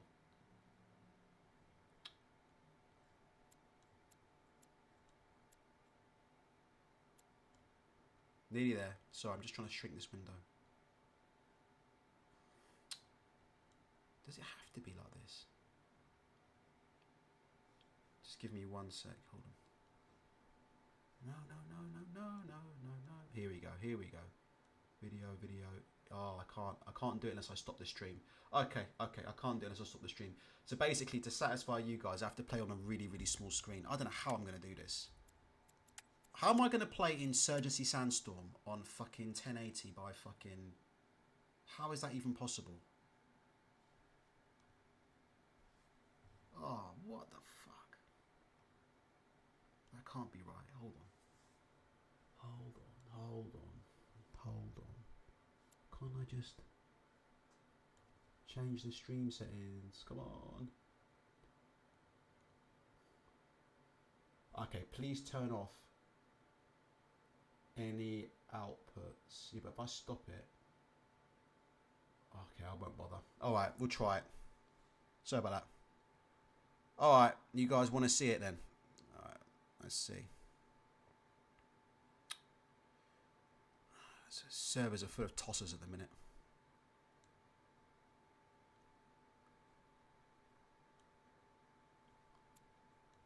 What are we going to play? How am I going to play this game on 120? On a 1910 by 1080? I just don't think it's even playable. Alright, sorry about that. Well, I've started the stream then, so I could change the resolution, but let's see. Alright, can you guys see nicely and clearly? Can you guys see the screen? Is it alright? Let's go. Dinch says it's like everybody needs a tune-up in heavyweight. Yeah, we've had a couple of big fights. Stuck in Kiev says Jermaine Franklin might not be a tune-up. Oh, you think? I think Bayloric once said that he fancied Jermaine Franklin to beat Dillian White. Is he still saying that? Can somebody let me know? Ingram. I need to see if Ingram wants to come back on the show. Actually, it's been a while, hasn't it? Will Loma retire after fighting Haney? I haven't watched his fight yesterday. I heard he's looking like he's on the slide a bit. I haven't really watched it. This is what I'm saying about boxing. Fucking Jake Paul and shit. Bro, what do you want me to do, man? I'm not staying up to... You know, I was awake last night. I couldn't sleep last night, right? And I still didn't watch Jake Paul versus fucking... What's it called? Why would we do that? And I was up last night. I watched the Brooklyn Nets, who stink. Yeah? I watched that. I watched the Brooklyn... Oh, no one's... As soon as I come in, everybody fucking leaves. Okay, we'll go to another server. One sec. Let's go to another server. Because as soon as I come in, everybody's left. They must not like POCs, right? Yeah, because has anybody watched the Jake Paul fight? Apparently, the scoring was, yet again, extremely dodgy. But he's going to have to fight Tommy Fury in the UK, though. Do people know that, yeah? He's going to have to fight Tommy Fury in the UK. So, as long as people know that, you're going to have to fight in the UK. Because none of the Furies can go to America right now. So, Frank Warren's going to try and make that fight for the UK. But Jake Paul, who's he talking about fighting Nate Diaz? I mean, what do you guys think? Do you guys give a shit? I've stopped caring. I was up last night. Like I said, I watched the Brooklyn Nets. They stink. And then, yeah, I just, you know, spent all night checking Twitter, hoping to see a notification that Steve Nash has been fired and will no longer be the coach. And that was it. I didn't give a fuck about no Jake Paul and Anderson Silva. I mean, Anderson Silva's 47 years old. I mean, I don't want to see him getting a... It's just painful. The whole thing is fucking painful. Makes boxing look like shit, if you ask me. What do you guys think about that? Do you think it's a fair comment or not? Just think it makes boxing look like horse manure. Shevin, are you here? Shevin said he wanted to see the skills. I don't know if I can do the skills in chat on a 1920 by 1080p 1080p thing, but here we go. Can you guys hear the sound of Sandstorm as well, nicely and clearly? Can you guys let me know? Let me know if the sound's too loud. Can you hear people shooting each other and stuff? Can you hear the guns and stuff? Let me know. This game's full of clowns. That's all I got to tell you. That this game is full of like. The thing about online gaming is, yeah. I know you think YouTube boxing's pretty bad. I know YouTube boxing's got a bad record for grown men acting like teenagers, isn't it? You know what I mean? Like, you know you got grown. You know what? Is it too Dench? Is it too loud, or is it? Let me know, Dench. If it's too loud, I can turn it down for you. You know YouTube's got a bad rep in it for grown men acting like fucking kids. You know, offering each other out every 5 minutes. You know, acting like gangsters and all this shit. Let me turn the soundbar down. But if you ever play online gaming, if you ever play these kind of games with these guys, it's really embarrassing. You know? For real, these guys are like 40-year-old men. You know. 40-year-old men playing fucking shooting games, which I'm one of those, yeah? And they act like 5-year-olds. They're arguing, bitching, whining, moaning, complaining, calling each other out. They're just bums, man. The amount of arguments and the racist abuse as well is unbelievable. My dream is to catch one of these dudes in real life, you know? Trust me. But anyway, I'm not going to start with a gangster talk. Crazy D3 said Ingram said Trevor Bryan would beat Dubois. Ingram's got his own opinions. I still love him all the same. He has got his own opinions. I know he's got some opinions on Jermaine Franklin and stuff. We'll have to see. What were we talking about before that? Yeah, Little King says Anderson Silva, a real life ninja. Oh, I see. MMA greatest of all time gets beaten by a YouTuber. Well, he's not a bit. Jake Paul's a good boxer, you know, for what he is. You know. Jake Paul's a good boxer for what he is. The ironic thing is, a lot of these YouTubers be slagging off Jake Paul, saying it's not real boxing, but they won't step in a boxing ring. I mean, they'd all get slumped by him, all of them. It's funny, isn't it? But yeah, I don't know. I don't know how you feel about it. I don't know how you feel about it.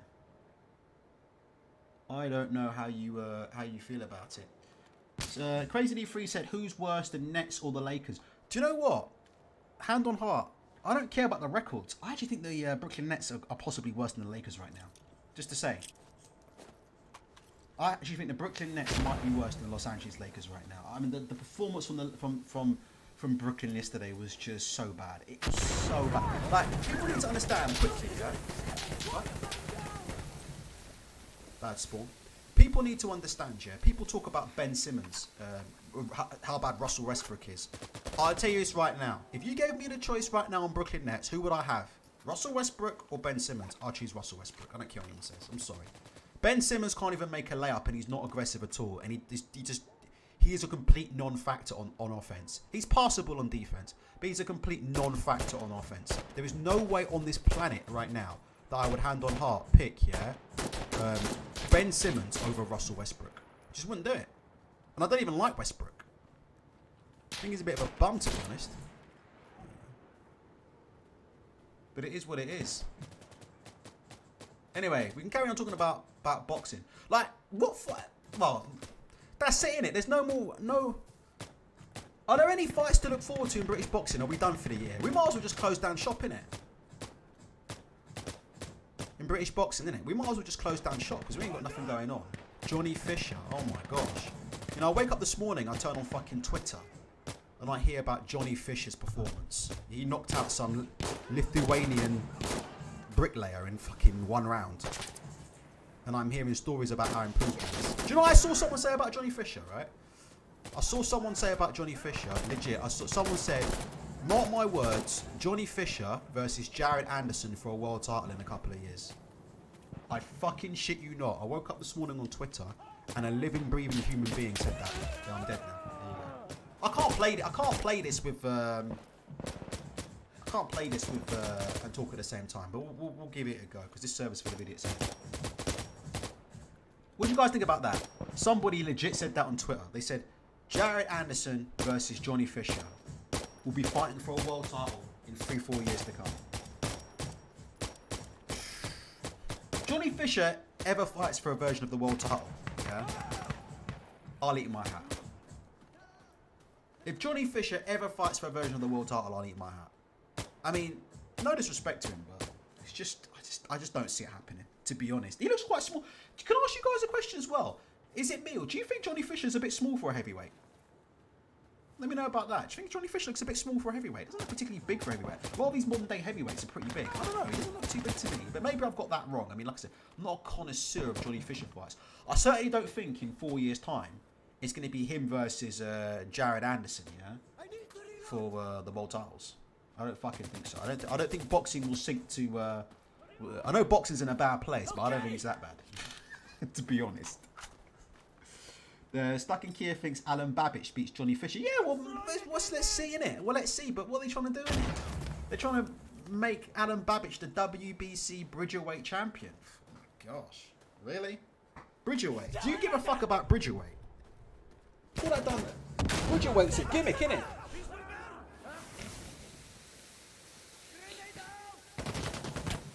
He's gone. Bridgerweight's a poor man's gimmick, innit? Bridgerweight, innit? It's a gimmick, innit? Shit about Bridgerweight. Can you guys still hear me clearly over all the shooting and stuff? Or not? So let me know if you can hear me clearly. Little King says, if Bernard Stavern can win the green WBC belt, anything's possible. But the thing is, Bermane Stavern weren't that bad, you know. Like, I know towards the end of his career, he got a bad rap, yeah, Stavern, because he was shot to bits. But Stavern actually weren't that bad in his peak. Do you think that's a fair comment or not? Stavern in his peak. I don't think he was that bad of a fighter. Like, I thought when he fought Wilder and Wilder won, I keep saying people picked Stavern to win. People who are now, you know, who I've got a lot of respect for, who are now, you know, gone from YouTube to working for DAZN. They picked Stavern to beat Wilder the first time around. Like, a lot of, if you go, I wonder if we can do that. If you go on Google and Google the predictions for Stavern versus Wilder 1, you'll see quite a few people said that Wilder was all hype and that Bermane Stavern will chin him.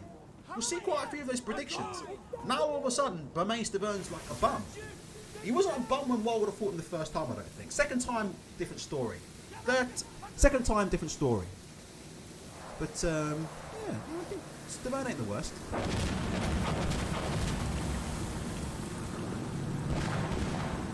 Crazy D3 said, Stavern could punch for a real serious chin. Oh, I think... Didn't he give Joe Joyce a few rounds as well, Stavern? Oh, sorry. Didn't he give Joe Joyce a few rounds, didn't he? George C says there was a period in 2013-14 where Stavern was right up there behind Vlad and Povetkin. Yeah, like Stavern was rated a couple of years ago, like, around about the time he fought Wilder that first time. But that's the problem, isn't it? I mean, people always move the goalpost, don't they? Let me turn this sound down a bit. It's a bit too messy. Hold on. Can you hear this? Grenades coming all over the place. These guys have got no CQB, you know. Do you see how that fucking guy... Look. You've got no CQB. Look, it's a really simple game, mate. You just got to seal an entrance, seal an exit, and these guys have played it and do that.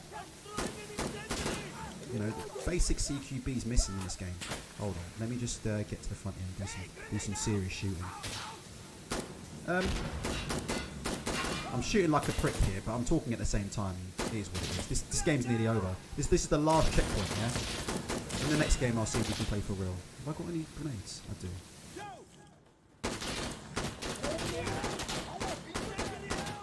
Give me a sec. Sorry.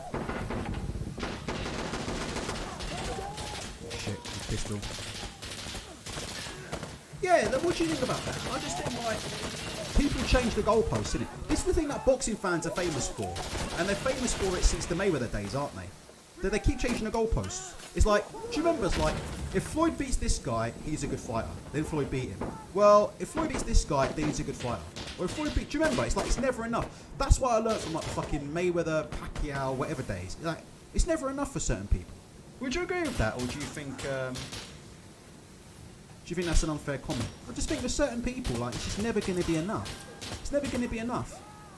Do you remember, like, you got to remember, like, it was only April this year. No joke, right? March, April of this year, people were saying Tyson Fury's not going to get in the ring with Dillian White, he's scared. Am I lying or not lying? March of this year, were people not saying that Tyson Fury's not going to fight Dillian White, Frank Warren's not going to win the purse bid, Fury's going to vacate his titles, he's going to look for a way out, he's got no intention of fighting Wilder.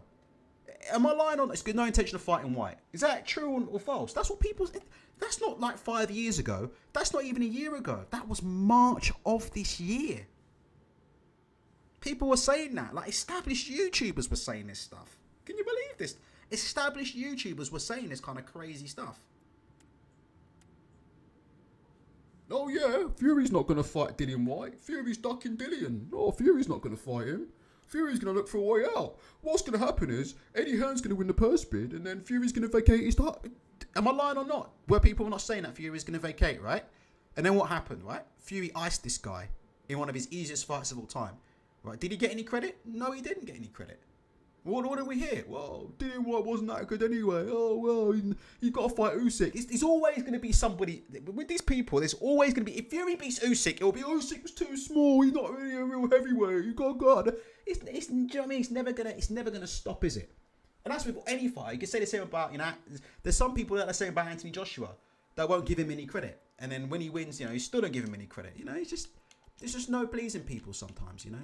That's why I said about AJ. He needs to stop thinking about, you know, resume and all this stuff, you know. Forget all that stuff. You know, Eddie Hearn saying he don't want an easy fight. He's interested in his resume. Forget all that stuff, mate. Fight for yourself, mate. Because these fans will forget. Crazy D3 says if Fury beats Usyk, he's avoiding Joshua. Do you know what, honestly? If Fury was to beat Usyk easily and AJ was to get a good run of form, that stuff would start up again. I promise you. That stuff would start up again. It's just... you know, it will never be enough. It will never, ever be enough for some people.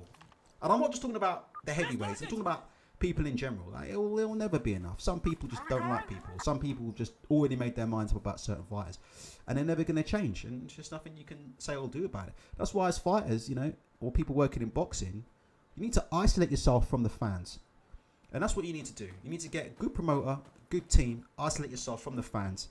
And you just need to remember that, look, at the end of the day, I know I get in a lot of trouble for saying this, but I'm telling you how it is. Like, these people don't know anything about boxing. 90% of them have never even been in a boxing gym. So you don't want to be listening to the fans, really. I know I get criticised for saying that, but there's only 20 people here, so I can actually say it now. You know, you don't want to, you know, spend too much time worrying about the fans. You know what I mean? Or worrying about what the fans think about you too much, or worrying about what people think about your resume. Because the people that are judging your resume can't even throw a jab. No, seriously, they can't. And that's the honest to God's truth. Like, you know, we all know that's the truth. They're all on YouTube acting like fucking tough guys, acting like gangsters, you know, They're all going to do, there'll be all these stories. They're going to do this, they're going to do that. They're going to fight this guy, they're going to fight that guy. Okay. You've been hearing it for years. They're going to fight this guy, they're going to fight that guy. Yeah, just send me the details. I messaged him on Twitter, I messaged him on this. Yeah, send me the details. We heard it so many times. Have any of those fights ever happened? Not one has happened. Am I lying or not? Not one has happened. Not one. So, stop the cap. Stop the cap.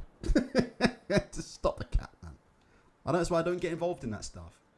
Shevin says, they said Fury needed to beat White to solidify his resume. Whoa! They were talking about, White would be the best name on his resume, and White's the first decent fighter he's fought. White's a much bigger challenge than Wilder. We heard all this stuff. Well, and then all of a sudden we never hear that kind of talk again. It's just, you can't please these fans. The fans are idiots. You can't please these guys, man. They don't know what they're talking about. They don't even know what they're watching half the time. And I'd get in trouble for saying that, but I'm just gonna tell the truth and tell it how it is. Do you know what I mean? Tell you how it is. It is what it is. Little King says Adrian Broner gave up on his career a long time ago.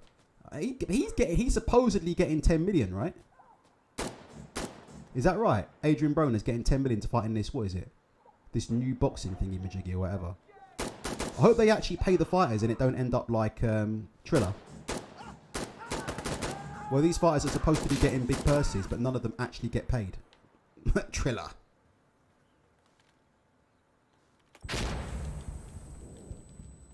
Remember that Triller stuff?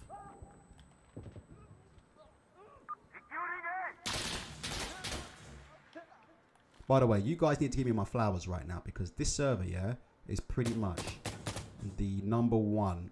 These group of servers are the number one co-op servers in Insurgency Sandstorm, pretty much. They're not the hardest, but they're very competitive. They're extremely competitive, right? And I'm playing them and I'm talking to you at the same time. And I'm actually cleaning out rooms. So, that's all you need to know about me in this game. Hold on, let me just clear this room. 1 second. I'm doing this with a fucking controller on PC. Negative. Negative. Don't throw grenades into rooms when you have no idea who's in them clearing them.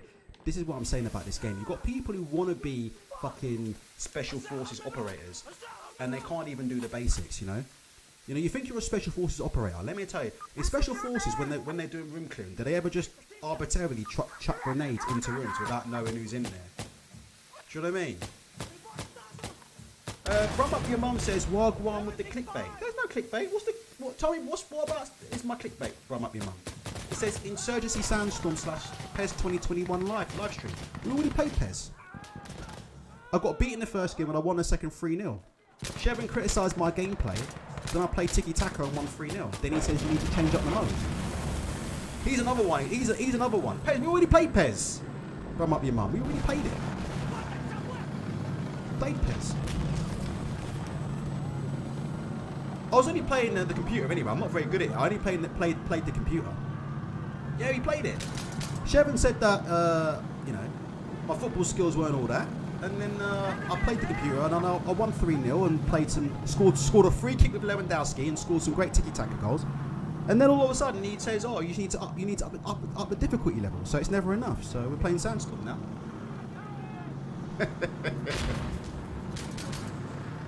Snazzy Azzy says, "How far is the man?"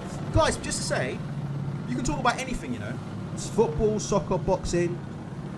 Tell you one thing that we can talk about quickly for a change of topic. I did toy with the idea of doing a dating advice channel under a completely different name and stuff. To be honest, I did toy with that idea. But I'm not sure people want to hear my dating advice. I'm not sure if I should be the one to give out dating advice, or I'm not sure people want to hear my advice because it's pretty, it's pretty conservative. Do you know what I mean? It's pretty conservative. So, you see how like Deontay Wilder's got his Mrs. Batty out in that video? So you see Deontay Wilder's new music video, yeah? And he's got his Mrs. Batty hanging out in all them videos. He's got his Mrs. Batty hanging out. See, I don't play that shit, If you love your woman so much, why have you got her on the bed with her batty out, though, if you love her so much, though? If you love your woman, man, tell her to just calm it down a bit, innit? Tell her to calm it down. She doesn't need to get her batty. Everybody knows that Teddy Swift has a big booty. We all know Teddy Swift has a big booty. Is that her legitimate booty, or did she get something put in there? Shevin. I know you're the knowledge on all things Deontay Wilder, but did Teddy Swift, is that her real bottom or has she had injections in it? Let me know. Tell me, Shevin. Shevin says, fun fact, Wilder's missus used to be an ER man. Yeah, she used to perform ER and Jarrell Miller. We all know about that. Isn't that right? Everybody's got a past though. Oh, Shevin saying it's bottom injections. So why are you showing off your woman's batty? And it ain't even legit. The woman got injections in her bottom, and then he's got her lying in her bed for his video showing her batty. Listen, right? If you love that woman, just put a dressing gown on her, man. You don't need to see that stuff, bro. I should be dead, to be honest now. I should be dead, but I'm not dead. I actually haven't died yet. Can you believe this? This server's a good server, trust me. We are playing against bots. We're not playing against people, but we are playing with people, yeah? It's a team of five people playing against bots. The bots are hard. Oh, I'm dead. Oh my god. Jesus Christ. Can you see the suppressing fire? I'm dead. I can't get out of here. Hold on. Sorry. Hold on. There's something going on here. One sec. Someone's firing at me and I don't know where it's coming from. There it is. Do you see that shot? That's with a controller. Do you see that snapshot? Felix Mitchell's saying Call of Duty's trash. Straight up.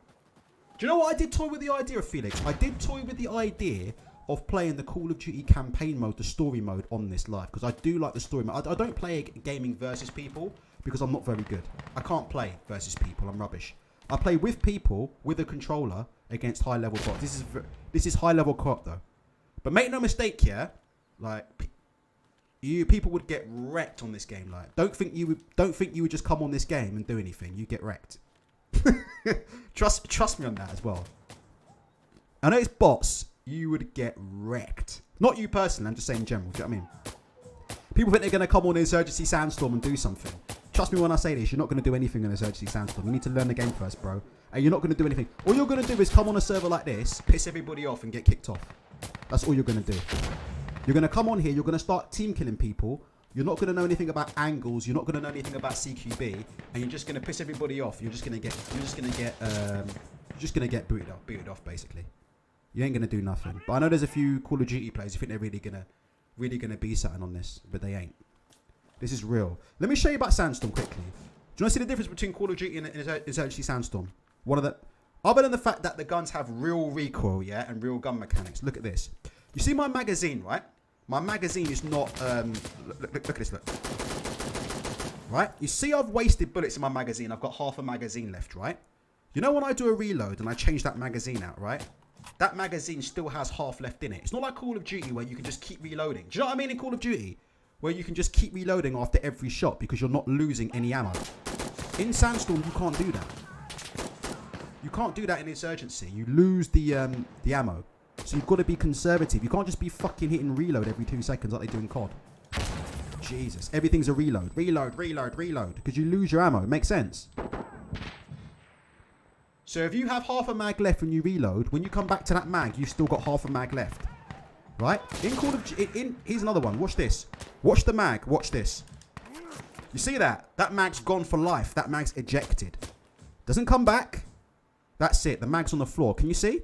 That's the mag. The mag's on the floor. The mag's been ejected. That's it. Lost that mag. So you've got to be careful when you reload. If you do an emergency reload, you've lost that mag. So the game's got skillful. Brum Up Your Mum says ESBC Ultra Tech make it happen. No, I don't play boxing games, to be honest. I think boxing games are the... I know I'm going to upset people, but I'm just going to be real and honest with you. I think boxing game is the lamest thing on the planet. I think there's nothing lamer on this earth than playing a boxing game. The only boxing game that you need to play is to go to the gym. But that's my opinion. But I know it's unpopular, but I'm being real. I think it's one of the lamest things on planet Earth. I can't imagine myself sitting on a computer playing boxing games.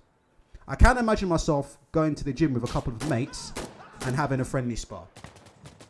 That's what I'll do before I play ESBC. Fuck that. I ain't doing that stuff.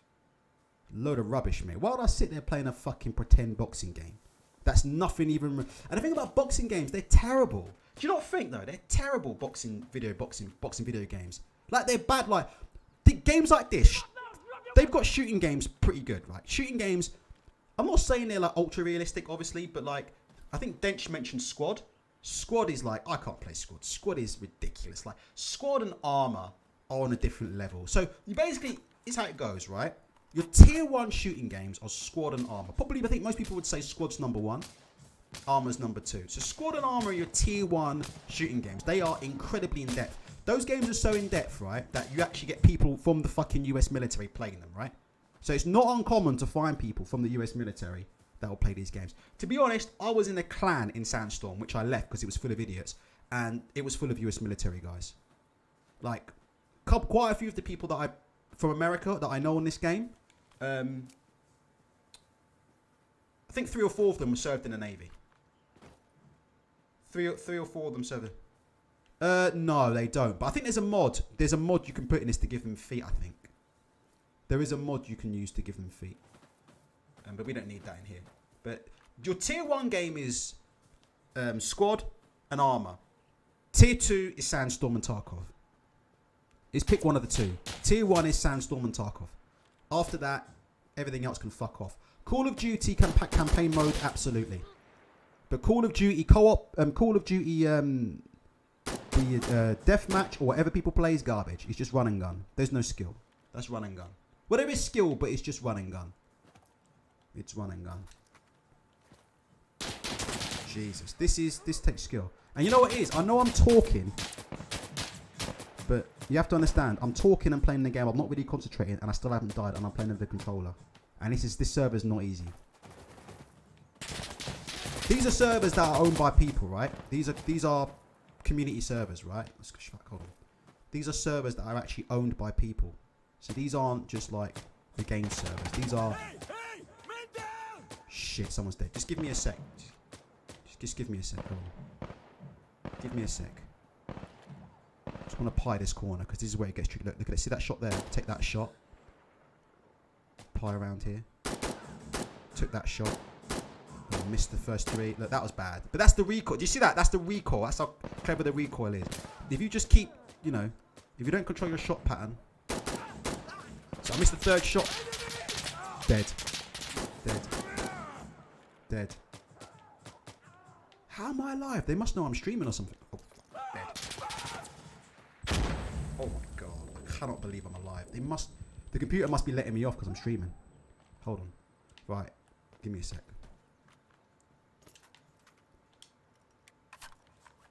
Just give me a sec, yeah? I need to take this objective. Because it's just me. The other 2 are behind me, okay? So just give me a sec. Alright? There's 3 of us left, but these other 2 have bailed out. They're behind me, so I'm the point man, yeah? So just give me a sec. I just need to clear this place out for real. In fact, I've got a frag. So we'll just take the pin out, wait 3 seconds, and look. Oh, blew that completely. That's a bottle job. Oh my god, that was a bottle jobber. Put the bottle emojis in the chat, guys. Bottle emojis in the chat for that, please. That was disgusting. That was absolutely disgusting. I think the game was, but I blame that on. I honestly blame that on having to play on a small screen though for this.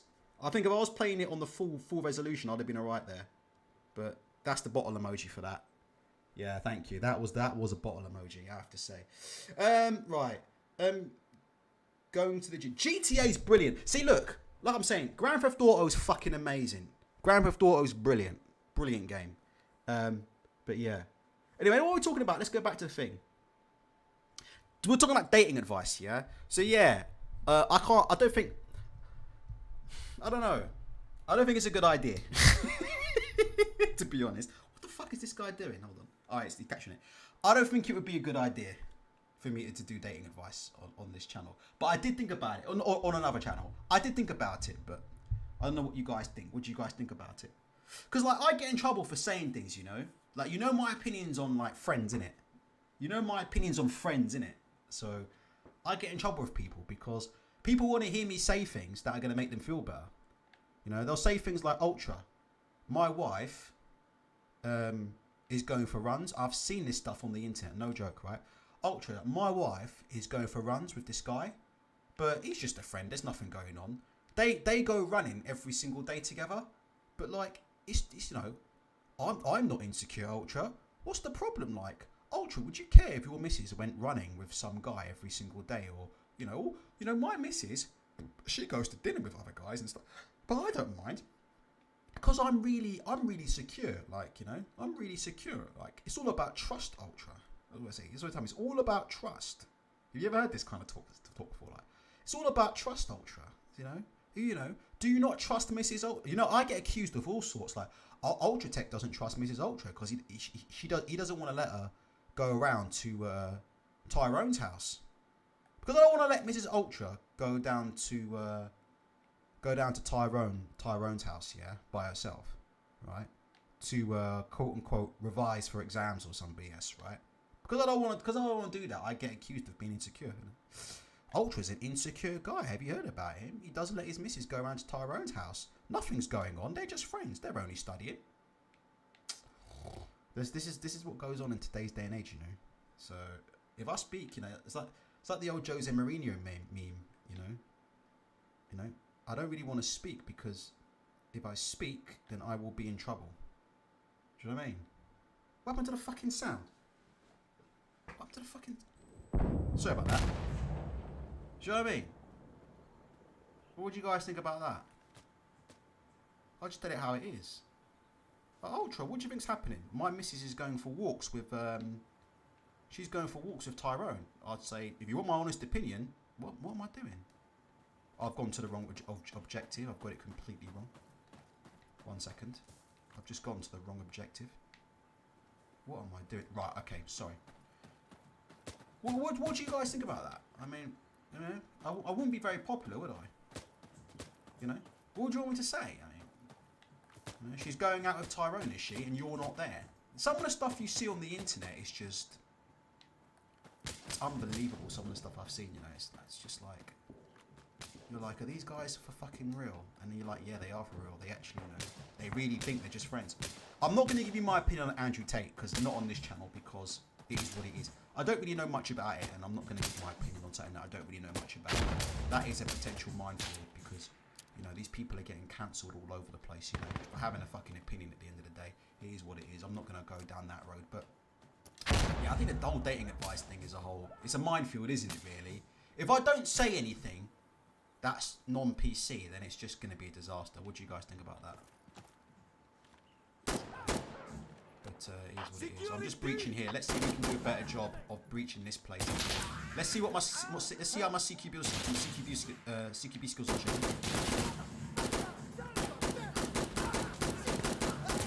You see, this guy's an idiot. Now you see how he pulls in front of me. You see what I'm saying? Like, you see these guys are... Look, you see him pulling in front. He knows I'm shooting, but he wants to get the shot before me, so he pulls in front with his little incendiary.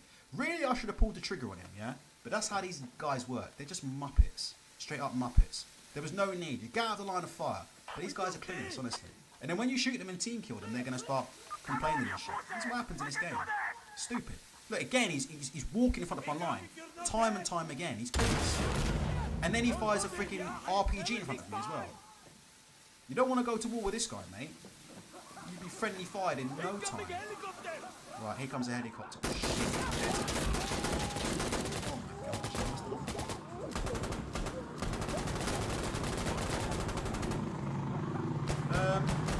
What else are we saying then? So yeah, I mean, I don't know if there's any games you'd like to see. Oh, I'm dead. There's no way, yeah, I missed it. That was bad. I missed all those shots. I was all over the place there. That was bad. I missed all those shots.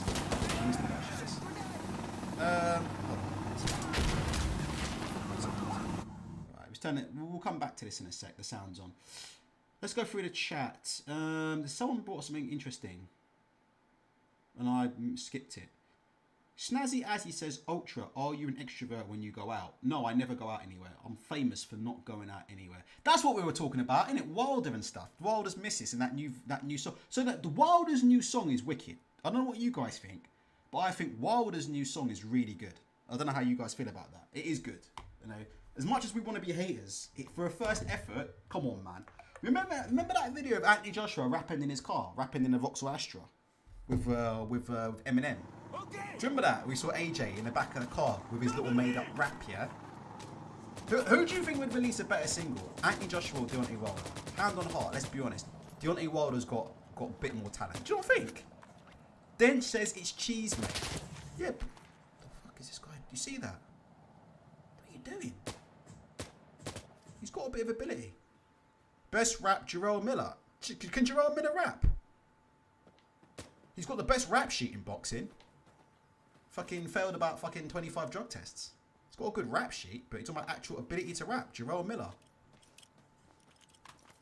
Big Pharmacy. Give me a break. But yeah. Do you know what I mean? It is what it is. In fact, no, I'm definitely not giving any relationship advice. They're going to end up snipping me an IFL2. Snipping out that. They're gonna do me an IFL2 like they did Bex Connolly.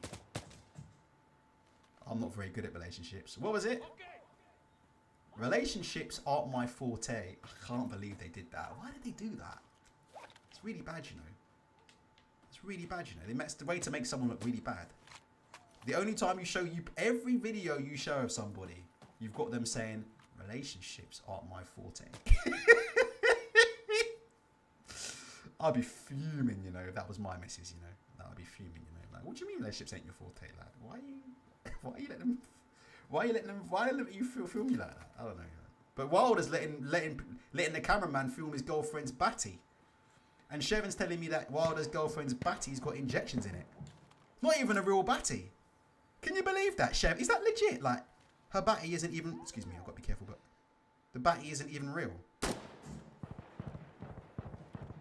The backside isn't even real. Pff, mate. Please. That, to me, is a bigger controversy than in blaming Mark Breeden for spiking his drink, to be honest. Like, Mark Breeden needs an apology from Deontay Wilder, but... I think... yeah, he's... Oh my gosh, come on. Come on. Hey, it is what it is. It is what it is. We'll continue the stream for a little bit longer and then we'll see what's going on here. Yeah, she owns all her secrets. Alright, it is what it is. It is what it is. What is going on here? Sorry, someone's dead already.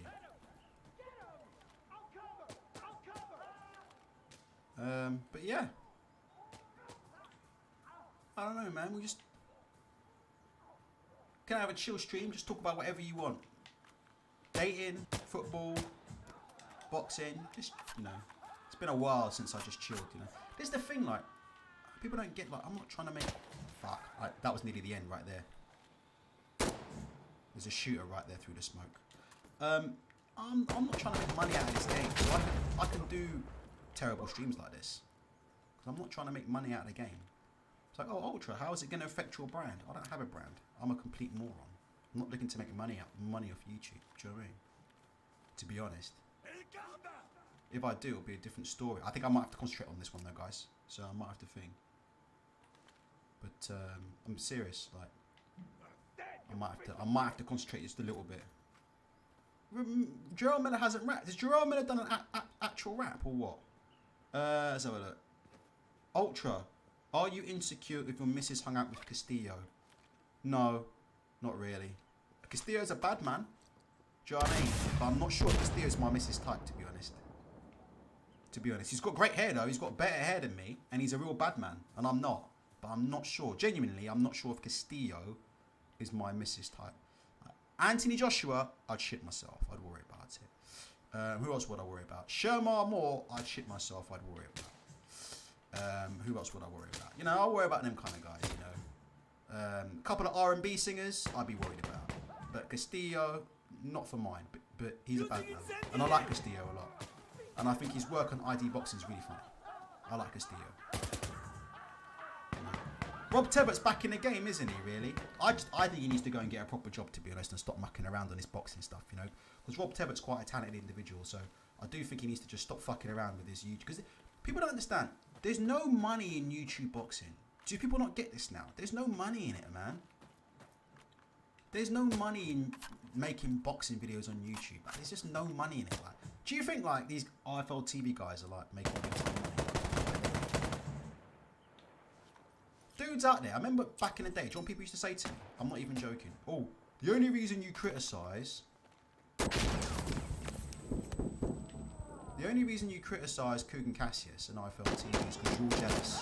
I'm shitting you not. That's what people used to say to me on this channel. The only reason you're criticising IFL TV's interview technique is because you're jealous of Kugan Cassius. Look how that's changed. That was terrible. That was bad stuff. Hold on 1 second. Switch, take the side, 1 second. Let me just see if I can clear this, okay? 1 sec. There's one's upstairs, and upstairs is the problem. I've got... Oh, shit. See, what's going on is they're shooting through the fucking windows here. Oh my god! Took him out. Did you see that shot there to the head? That was a gunner. He had a fucking... Oh, that was dreadful. That was dreadful. Right, it's got to be now or never. This is it. This is the game. Dench, that's the game right there. We're going to see if I blow it or not. I blew it. Alright, Dench, this is what you call a bottle job. Get the bottle emojis out. Oh, wait, he came out and around. Oh, hold on. Get to the corner. I've got a chance here. I'm the only one on it. LD Phoenix says, nah, it's the football. Yeah, oh my god. LD Phoenix got it bang on. The football fan channels make... Now, that's what I'm saying. If you want to make money in YouTube, right? Gaming and football channels. So, see channels like Mark Goldbridge. Oh my god. Mark Goldbridge, right? People don't understand about Mark Goldbridge, right? This guy, legitimately... I've seen him sometimes on some Man United shows where he's beating TV. Like, I've seen him on one show. I think the one where Man United got beat 4-0 by Brighton, or was it Bournemouth? You know the one where they lost 4-0 in Ten Hag's like second game of the season. They were beaten 4-0, right? He had something like 150,000, 180,000 people watching live simultaneously. Like, they're not even 180,000 people that are watching Sky News at the same time, you know. Like, Mark Goldbridge is like competing with like fucking TV channels. And can you imagine the super chats and stuff and the memberships? Like, that's a guy who's making, and he deserves it as well. I've got no problem with Mark Goldbridge. He deserves it. But that's a person who's making real money. But even the smaller channels, like I watch a channel called Flying Pig. I think that's the best one, to be honest. I think the best channel on football is Flying Pig United. That channel is just hilarious, and I watch it non-stop, right? Those guys, even that channel, 60,000 subs. How much money these guys are clearing in super chats? They're clearing serious money. Sorry, someone's shooting at me. Crazy D3 is saying some females are clearing serious money as well. Absolutely.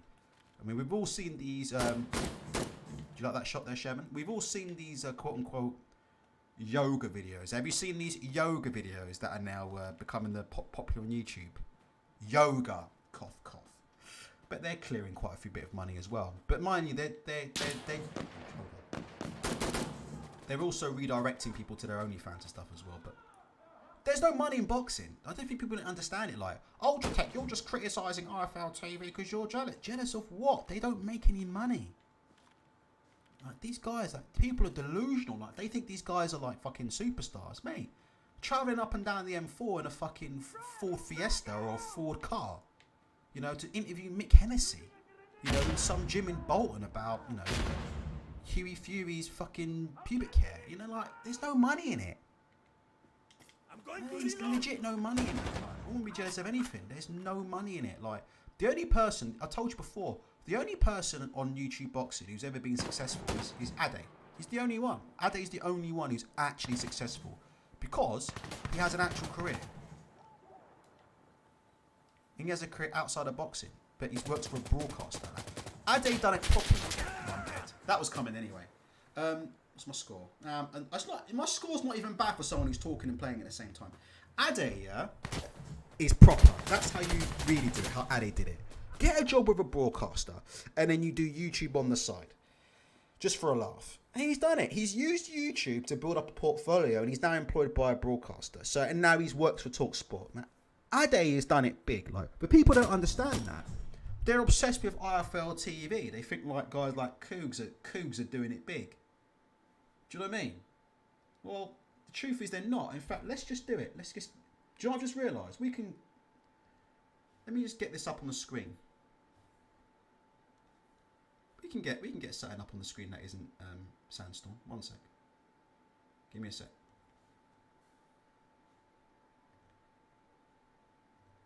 Right. In the meantime, let me get this up. Look. Hold on. How do we do this? Right. That's the Premier League table, right?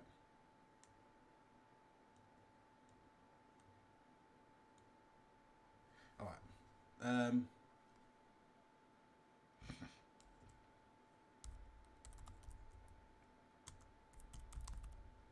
I don't know. How do I find about IFL TV earn? IFL TV network. Is this stuff even accurate? Or not? Sorry, I can't see the chat. My bad. One sec.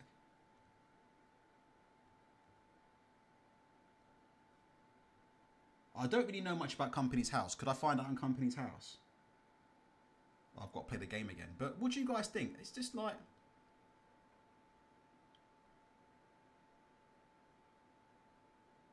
How do I hide this crap? Hold on. Rename, move, copy. I'm going to stop in a minute. I'm going to stop. I'll chat to you a little bit more, but I'm going to stop with Sandstorm in a second. Hold on. Filters, properties. How do I...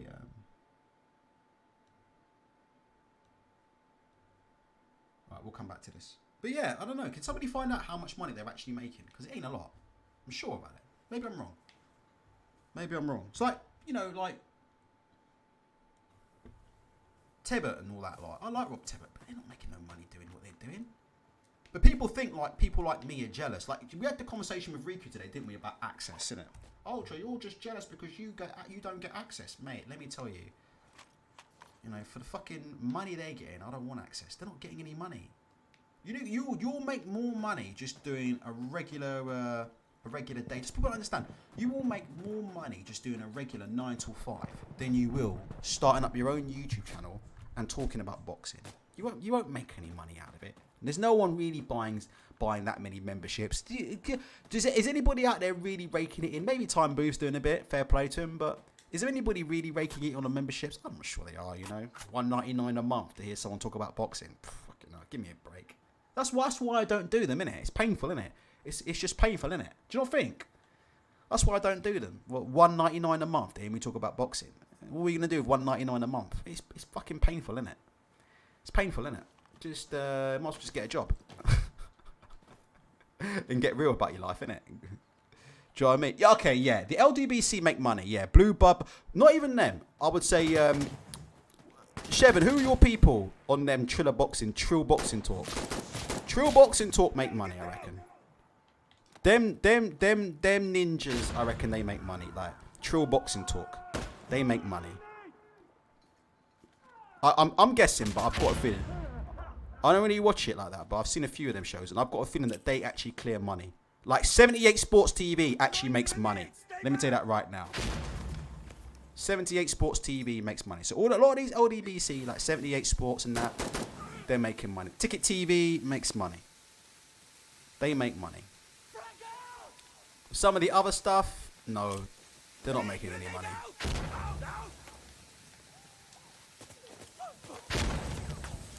They're not making money.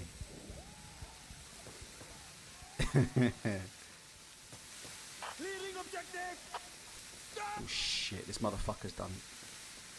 One second, let me just clear it. Ooh, it's getting tasty up there. Oh, they've cleared it. Right, we're on the last level. You've cleared it. Alright, guys. I've got a feeling that was actually a member of our own team who did that. So. Yeah. There's no one really making money.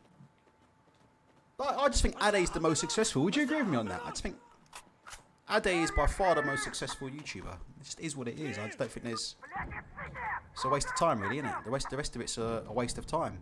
Especially now with British boxing. I think British boxing, like I said, it was quote-unquote booming, innit, for a bit, but... It's dead now. I mean, if you're trying to make money out of YouTube boxing, right? and you've looked at that schedule, and you're seeing Frank Warren's Queensberry Promotions. There you go, you like them apples. You know, and you're seeing, you know, Frank Warren's Queensberry Promotions, Fury versus Chisora 3. Let me turn it down a bit.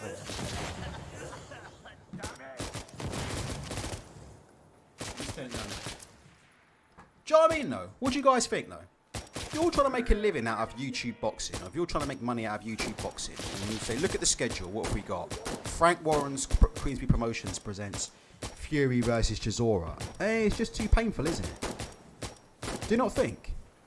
It's like, these aren't fights really that are going to capture the casual's imagination. Well, maybe Fury. Maybe I underestimate Fury, but these ain't fights that are going to... These ain't fights that are gonna capture the imagination of the public. Do you know what I mean? I could be wrong about that. Listen, if Fury loses to Chisora, it'll be one of the biggest stories ever in British boxing. I mean, that'll be huge. Everybody will do big numbers on that. If Fury gets, and that, you know, maybe he gets cut. Something can happen. He gets cut. He goes to the cards. Something happens. But that's what it's gonna take, you know. Other than that, you know, all this stuff. You know, Katie Taylor's a big star. I don't think she's a big star. I don't know what you guys think. I don't think Katie Taylor's a massive needle mover. As somebody who's a content creator, right, I can tell you now, we kind of have an inkling for which names get people interested in watching. You know, the names that get people interested in watching boxing on YouTube are Anthony Joshua #1, Mike Tyson, Manny Pacquiao. It's not these names that you think, you know. Stuck in Kiev says, I remember hearing Jerome Miller rap, and I thought he was in a... You guys saying Jerome Miller's really good. Send me the link, innit? Jerome Miller's that good. If Jerome Miller's that good, send me the link. He's legit. You know it's time for me to go soon. When we start hearing Jerome Miller's a legit rapper, you know it's time for us to call it a day, innit? Jerome Miller's a legit rapper. I posted it here, blood. Alright, blood. Give me a sec, blood. Alright, let's have a listen to this. This is interesting. M.A. Khan says, according to Social Blade, IFL TV estimates between 17 and £276,000 a year. Okay. That's a big gap estimate, but take the meaning of that. Oh, I don't even know maths. What's the median? That's not the average, is it? I'm really stupid. That's without paying everybody on the channel, so not that much left. What can you say, innit? What can you say? What can you say? Right, I'm done with this. No more Sandstorm, I'm done. You know what? To be honest, it's not even a challenge. I mean, I shot like a fucking 13, 14 KDR. Fucking talking half the time anyway.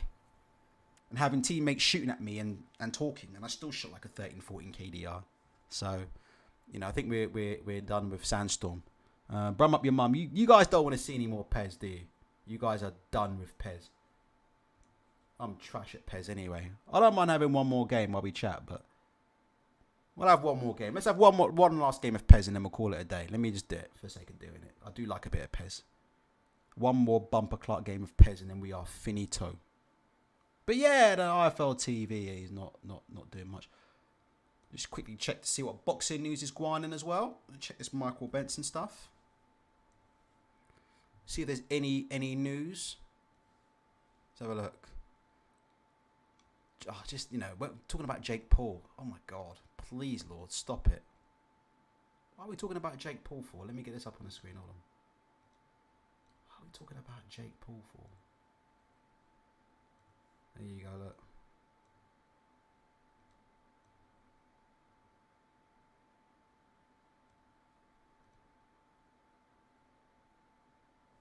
You're talking about Jake Paul for? I'll play anytime on Pez. I'm shit on Pez, mate. I play against the computer on professional. I'm fucking garbage on Pez. Period. I'm really bad at Pez. I don't know what I'm doing. I can't play. I like to play by myself, and that's what it is.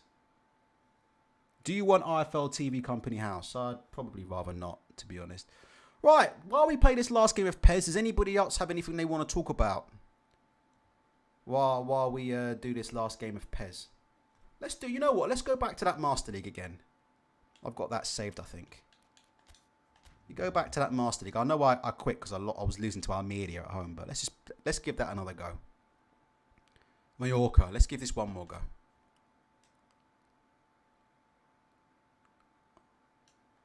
Because I am garbage. Let me get this Michael Benson stuff. Is anybody else wants to talk about anything else? Boxing related? It's quite sad, really, that there's nothing else to talk about. I mean, we can give you one. The Conor Benn stuff. I think we've done the Conor Benn stuff to death. I don't think really we want to be doing much more Conor Benn related stuff on this channel. I was keen to give Riku his say because Riku hadn't been on the channel for a long time. But to be honest with you, I don't think we're going to be doing any more Conor Benn stuff on this channel.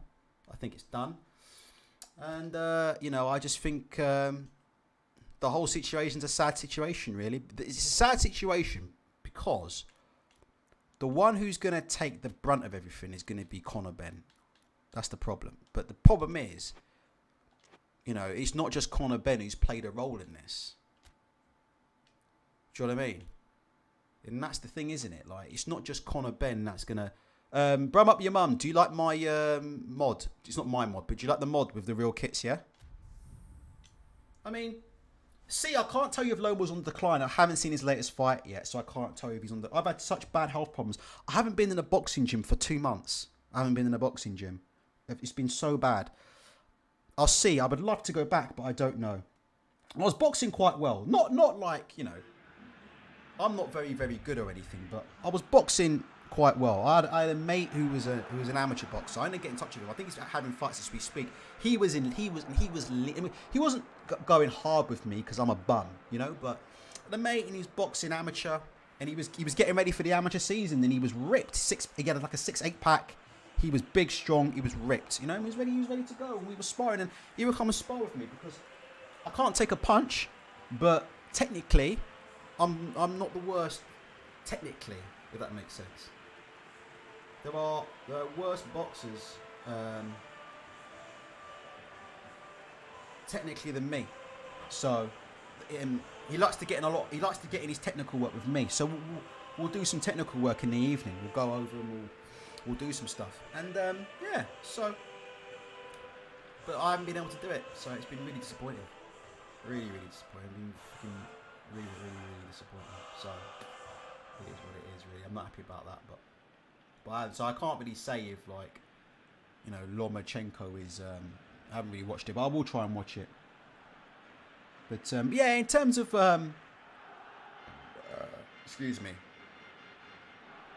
fucking what's his name, Conor Benn. It's a sad situation because he's the one who's going to take all the blame for it. He's going to be the fool guy, But I think he's been terribly advised. Do I believe Conor Benn... I've got to be careful what I say here, but me personally, this is my opinion. Do I believe that Conor Benn was contaminated via chicken eggs or through chickens? No, I don't. That's my honest opinion. I don't. The same way, do I believe that... by the way, what's his name? Brum up your mum. I'm so crap I have to play it on professional mode. I'm really not very good. Do I believe that Tyson Fury... tested positive because of wild boar? I don't. That's just my opinion. Okay. So it is what it is. We all have our things at the end of the day, but I think Conor Benn's been very badly advised. The stuff he's coming out with, is I know, like I said, he's desperate to restore his reputation. Do I just wonder, like I said before, is there even any need to say things about chicken and chicken eggs? What do you guys think? I just think that makes things look so much worse when he says that, chicken eggs and stuff like that. Get in there, Lewandowski, you plank. It's like, why would you say that? It doesn't do anything good for you PR-wise, does it? When you come out and say, I think I was contaminated via chicken eggs. Because people are just going to... The concept of that, people are going to laugh at you. Do you know what I mean? Straight away, they're going to say, well, how many other fighters then have had this happen? And they eat eggs all the time. I mean, it's just bizarre, to say that, But it is what it is, and that's what they've decided to go with. I mean, it's just... Lewandowski's got to score that. Oh, that's not a bad finish. There you go. But, it is what it is, isn't it? it is what it is. But he's going to be the fall guy, you know. I'll tell you one thing that I forgot to mention with Riku. I think Matchroom are playing a really dangerous game going up against the British Boxing Board of Control and the way they're doing it, because they really do seem to be trying to put some leverage on the British Boxing Board of Control. You know, legal action, talk of that, and all that kind of thing. They really do seem to be, pushing it with the British Boxing Board of Control, and I wonder how that's going to set them up for the future. Because I could be wrong, but I've got a funny feeling that there are other people involved in this. You know, it would not surprise me if, and I could be wrong on this, maybe I'm talking rubbish, but it wouldn't surprise me if Frank Warren was involved in this a little bit more than what we thought. You know? And I'm not saying about leaking anything, right? I'm not saying he was the one who leaked the story or anything like that. I'm talking about, it wouldn't surprise me if the British Boxing Board of Control was getting advice, let's put it that way, from people in boxing. Seriously, it wouldn't surprise me if there are people in boxing who are talking to Robert Smith and the BBBOC and giving them advice on how best to handle this and maybe what to do with Matchroom. Because the whole thing at the minute is getting absolutely out of control at the minute. So we'll have to see. But I think there's a little bit more involvement in it than meets the eye. But do I believe the story about the eggs? No, I don't. You know, I think it is what it is, isn't it? And I just think, you know, like I said before, I don't want to see Conor Benn out of boxing. You know, I think boxing is full to the brim of people who are on PEDs. That's my opinion, right? Just my opinion. I think boxing is full to the brim of people that are on performance enhancers. So I don't think Conor Benn should be banned for life. But, good touch. Good touch. He's at the back post. Find that shot. Hold on. Chest. Oh, gosh. 1 second. De Jong. Dembele. He's so fatty. De Jong. Dembele. Touch. Finish it. Oh! What do you think about that goal? Listen. I know it's on a low mode, yeah? But come on. What do you think, Brum Up Your Mum? It's only unprofessional, but what do you think? Hey, there you go, Chev. He's turned up. That was a good goal, wasn't it? You like that? Yeah, so you've got a bit of patient build up there. Little dink, chest it, took it down. That was a finish, though, no? Huh? That was a finish. You can't score goals like this in FIFA. Look at that little touch, bang, first time, off the bounce. And I meant to do that as well. That's what I say. Like in this, you can do quite a bit of good build-up play. Thank you. You can do quite a good. I don't want to play online because online is just like I'll get battered, obviously, but it's just rushing around. It's not. You can't play any build-up play. Really, it's just people rushing around. I understand that, but here you can really like play actually like how Barca would play, and that's what I want to do. I want to play like how Barca would actually play. Like I want to play like legit tiki-taka. Like, one sec. Take your time on the ball. That was a foul. Yeah, no chance. Exactly, Brum. You can't play like this online. You get smashed to pieces.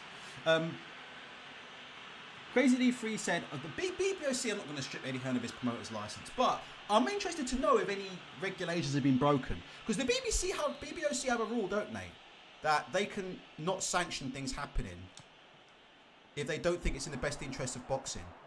And we all know how they have misconduct as well, but I just wonder about some of Eddie Hearn's conduct, you know. And Calasaurlands as well, you know. It's not just Eddie Hearn, but some of their conduct in this has been very, very interesting. Oh, hold on.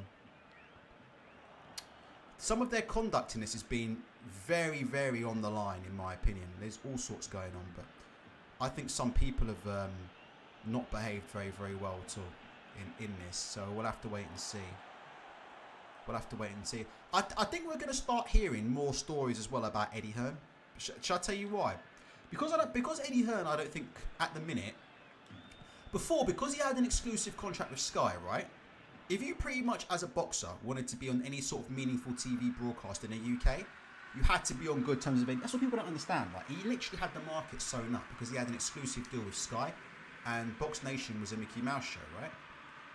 But now that I think things are evening up a bit, like he doesn't have a monopoly on Sky anymore. so you can be on Sky Box Office and not have to deal with Eddie Hearn. I just think recently now, I think you're going to start hearing a few stories about Hearn come out, you know, that are going to shed him in a light that people didn't really see him in before. So if you look at Amanda Serrano did an interview recently about Eddie Hearn, and she said that he basically tried to get her to sign some bullshit contract for a Katie Taylor fight. Like, apparently, before she was with Jake Paul, like, he did something like, apparently, allegedly, she signed for a fight with Matchroom or something, and then 3 days or something before the fight, something happened, and Hearn said, you need to sign this contract to fight Katie Taylor, and if you don't, we're going to pull you off the card for this up and coming fight that you've got. How have I not scored that? It's on the channel of Counterpunch Boxing. Oh my gosh, it's on Counterpunch Boxing's channel. But Amanda Serrano did a very, very interesting interview about what it was like dealing with Eddie Hearn, and she said there was some really, really underhanded contracts being thrown her way, and that they were really putting a lot of pressure on her, and to try and get her to take this Katie Taylor fight for not a lot of money. So, and you know, it got so bad between Hearn and Serrano at one point that I think Hearn threatened to sue her, didn't he, or something? There was something going on. There was something going on. It got very, very bad. So, oh, that was a good ball. I'm going to concede here. Oh, I should have conceded there. But so I think now that people there's not only one shop on the street now, is it? Right? You can go box with Ben Shalom. You can go box with Frank Warren. You can go do other things, right? So I think we're going to start to hear a few more stories now. I think people can burn their people are going to be now more comfortable with saying what they want to say and things before, you know, makes sense. Whereas before they would burn bridges. You couldn't really say anything before, could you? Because then you'd never be on Sky again, would you? If you weren't on Matchroom, you'd never be on Sky again. Your earning power would be decreased quite a lot. But now, I don't think that's the story. So we'll have to wait and see what happens. But I do think we're going to see more come out, and I would love to see the emails that between the British Boxing Board of Control and Eddie Hearn and Kalle Sauerland about what happened with Conor Benn. That's what I'd love to see. It's a shame, you know, that we don't get to see that kind of stuff. But if we ever got that far in the legal process, I would love to see copies of emails between Kalle Sauerland, Eddie Hearn, Matchroom Wasserman and the British Boxing Board of Control. Because I think if you look at those emails around about October time, I think they're going to make very, very interesting viewing. Because I don't believe we're being told the full story at all. Like, at all. I think there's a lot of porky pies that are being told. To be honest, it is what it is. But Conor Benn's going to bear the brunt of it, because at this stage now, I thought originally they're going to brush it under the carpet, but I think it's fair to say Conor's pretty much toast at the minute, which is quite sad really, because he's only young and he's obviously followed some bad advice. But this is what I said about Conor Benn. You get people who don't, this is what I'm saying, they don't really know a lot about boxing, right? And they say dumb shit like, oh, he's the most improved fighter, right? Do you not ever think about why these guys are improving at the rate they're improving? Like, when they come out and say bullshit like, put it this way, did you notice that? Let me put it this way. You know Conor Benn's improvements, they were just physical, weren't they? Like, has he grown that much as a fighter? Has he grown that much as a boxer? Is his technique that much better? I'm not sure it is. Has he got a lot bigger? Yes, he has. Has he got a lot stronger? Yes, he has. Now, I think his improvements were physical improvements, but I think if you look at his technique, it was always, you know, his technique was always suspect. You know, I always looked at his technique and thought, how on earth can you say this guy is a world-class welterweight? Like, you know, you can't put him in the ring with somebody, and that's what I said. I said, once you put him in the ring with somebody who's physically stronger than him, so if you put him in the ring with somebody like an Ennis or somebody, or like a fucking Spence, for whatever argument, you know, once he doesn't have his physical advantages, he's going to be in trouble, because he doesn't have the technical ability to deal with somebody who's bigger and stronger than him. He doesn't, you know, he doesn't have the ability. He's not elusive enough. You know, he doesn't know how to set up his punches. He doesn't have, you know, particularly great timing. He doesn't have a particularly great jab. You know, some of the things he does that we pointed out in videos before are just the fundamentals of boxing are missing, aren't they? So all this stuff about, well, he's the most improved fighter in Britain. Well, what's he really improved? Well, he's improved physically. Right. Next question. Why is he improved physically? Look at the change in his physique from, you know, when he was fighting on, you know, Payano to, you know, I mean, it's just night and day.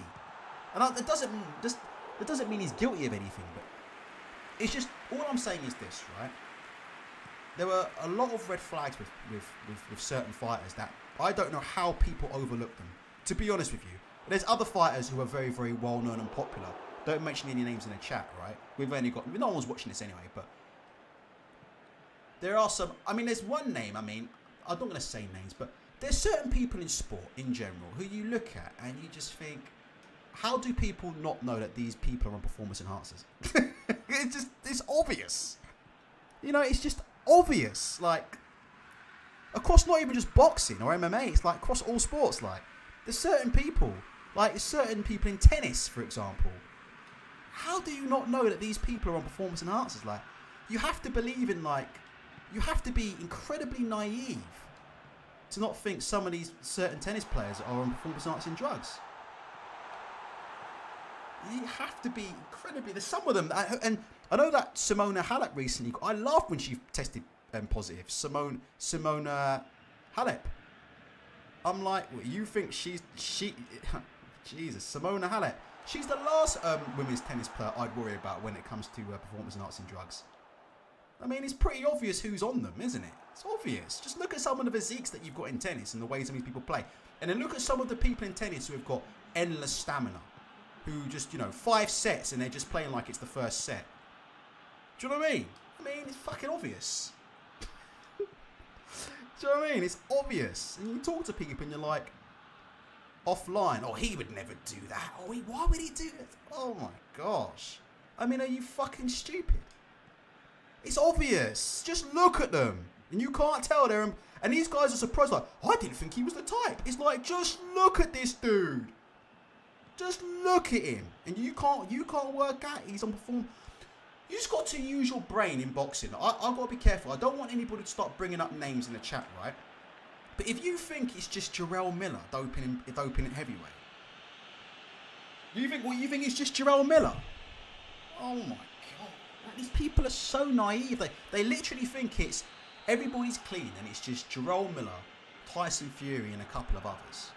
That's how they think. That's what, you know. I'm not alleging anything, but all you need to do is just start off with some of the physiques in boxing, right? Then you need to look at some of the coaches in boxing and who's, you know. All I can say is this, and like I said before, it's rife in the sport, in my opinion. It's so rife, you know, and people are just delusional. And the problem with boxing is, like I said before, you get people who have YouTube channels. And this is why I criticise people who have YouTube channels who've never been in the boxing gym, because they don't know what they're talking about. Now, they think physiques like this are normal. They think that, Pedri. Now, they think physiques like this are normal. They think performances like this are normal. They don't get it. Because they've never been in a gym and seen boxing at the lower levels or anything. They've never seen white collar boxing. They've never seen everyday average boxers. They've never seen it. All they've ever seen is boxing on TV. Do you know what I mean? So they don't know, like they don't know, like, wow, we're really witnessing something. They don't have a clue. They just watch it on TV and then they think they're fucking experts, but they're not. And then they get surprised and stuff. C says, did you see the Dr. Usman podcast? I didn't see it, but what he said spoke for itself. What did Dr. Usman say? And by the way, there's no evidence that Dr. Usman has supplied Conor Ben with anything, by the way. People are jumping on Dr. Usman. For what reason? There's no evidence that Dr. Usman's... This is what I'm saying. Like, people are all of a sudden blaming Dr. Usman. Well, Dr. Usman's taken his website down. Well, how do you know Dr. Usman wasn't asked to take his website down by a boxer? Oh, that was a terrible finish there. How do you know Dr. Usman wasn't told to take his website down by a boxer? How do you know that Dr. Usman wasn't getting phone calls from people threatening him, telling him he needs to make sure that he doesn't say that he's associated with X, Y, and Z? I mean, you don't know what's going on, but people are just, you know, looking for all kinds of names. Dr. Usman. Thinking that Dr. Usman's the one. You know, they don't know what they're talking about. But Dr. Usman's right. Of course, you'd have to be an idiot to fail a test. And this is what I'm trying to say about people like Eddie Hearn. You know, they tell you stuff. What does Eddie Hearn tell you? Well, Conor Ben would be an idiot if he took this stuff because what do they say? Conor Ben would be an idiot if he took this stuff because, you know, it stays in your system for ages. And as we said on today's show, but how is he passing his UCAT test, Eddie?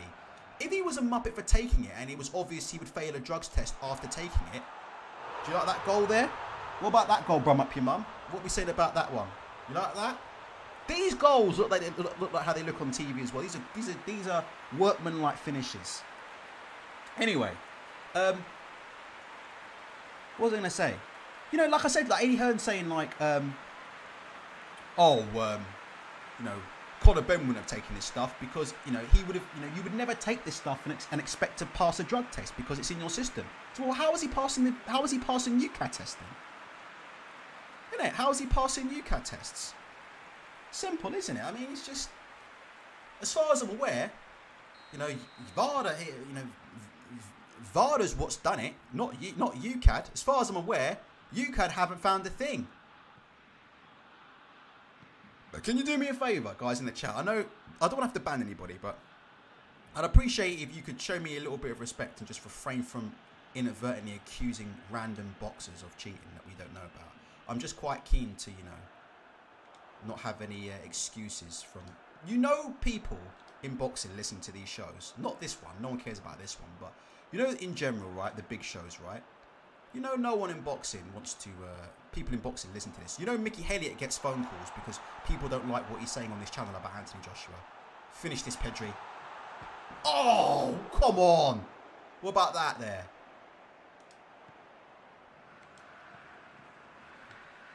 Hold on 1 second. Frankie de Jong.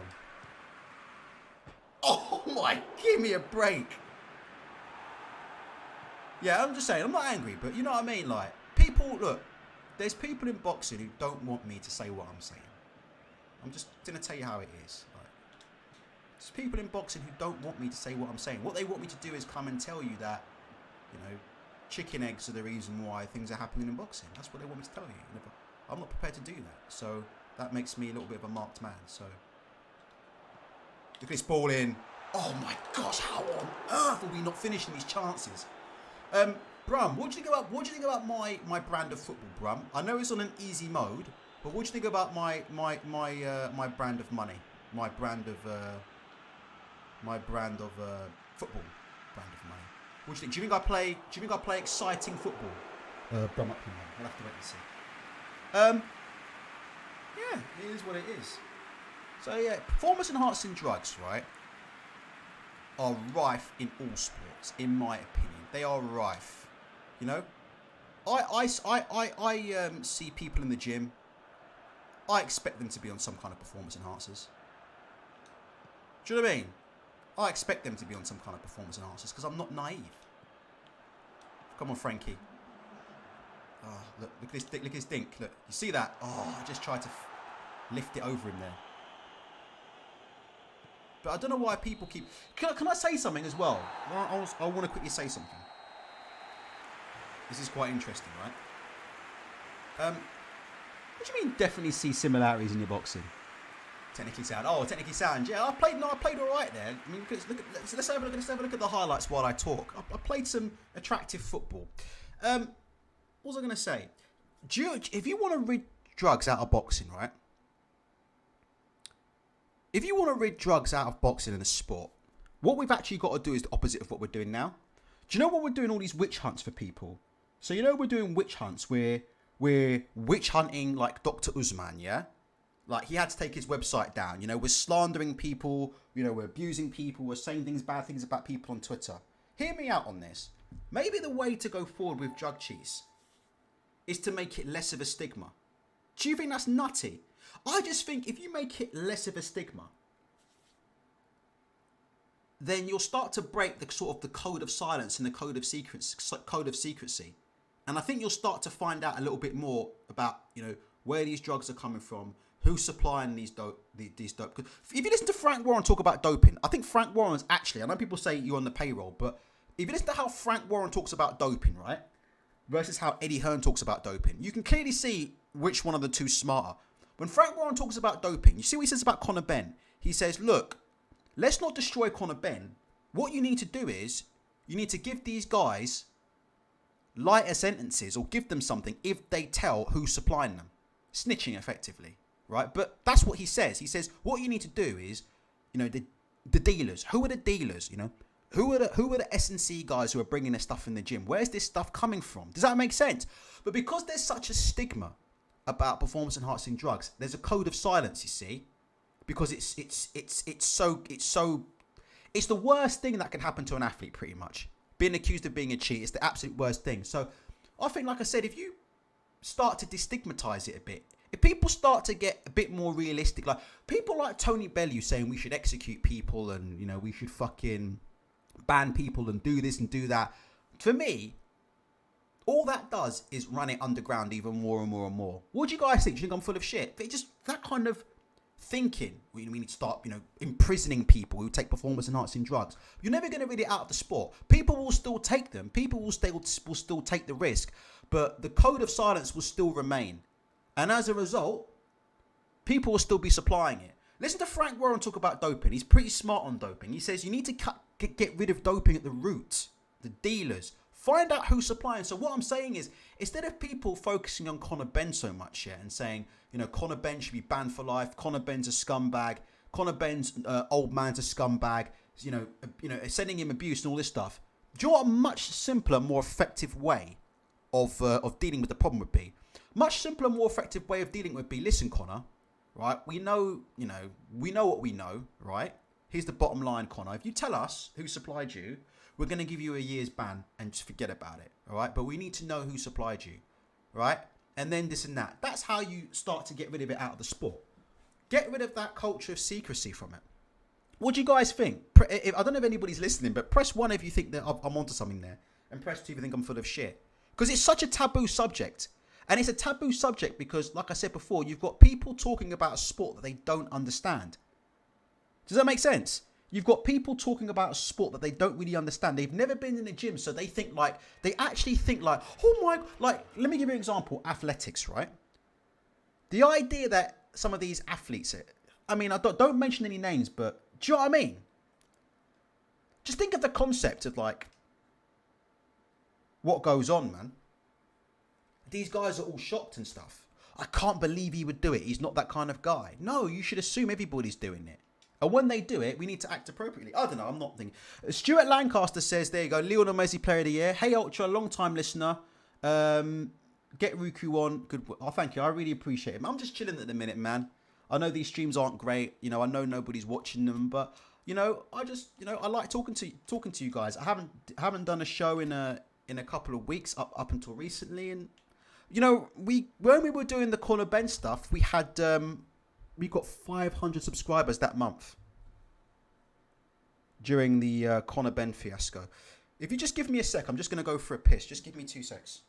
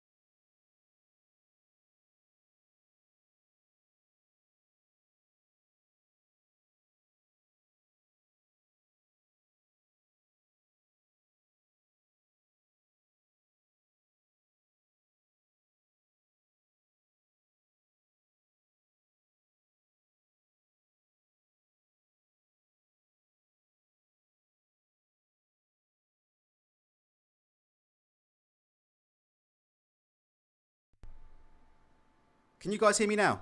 Sorry, I was muted.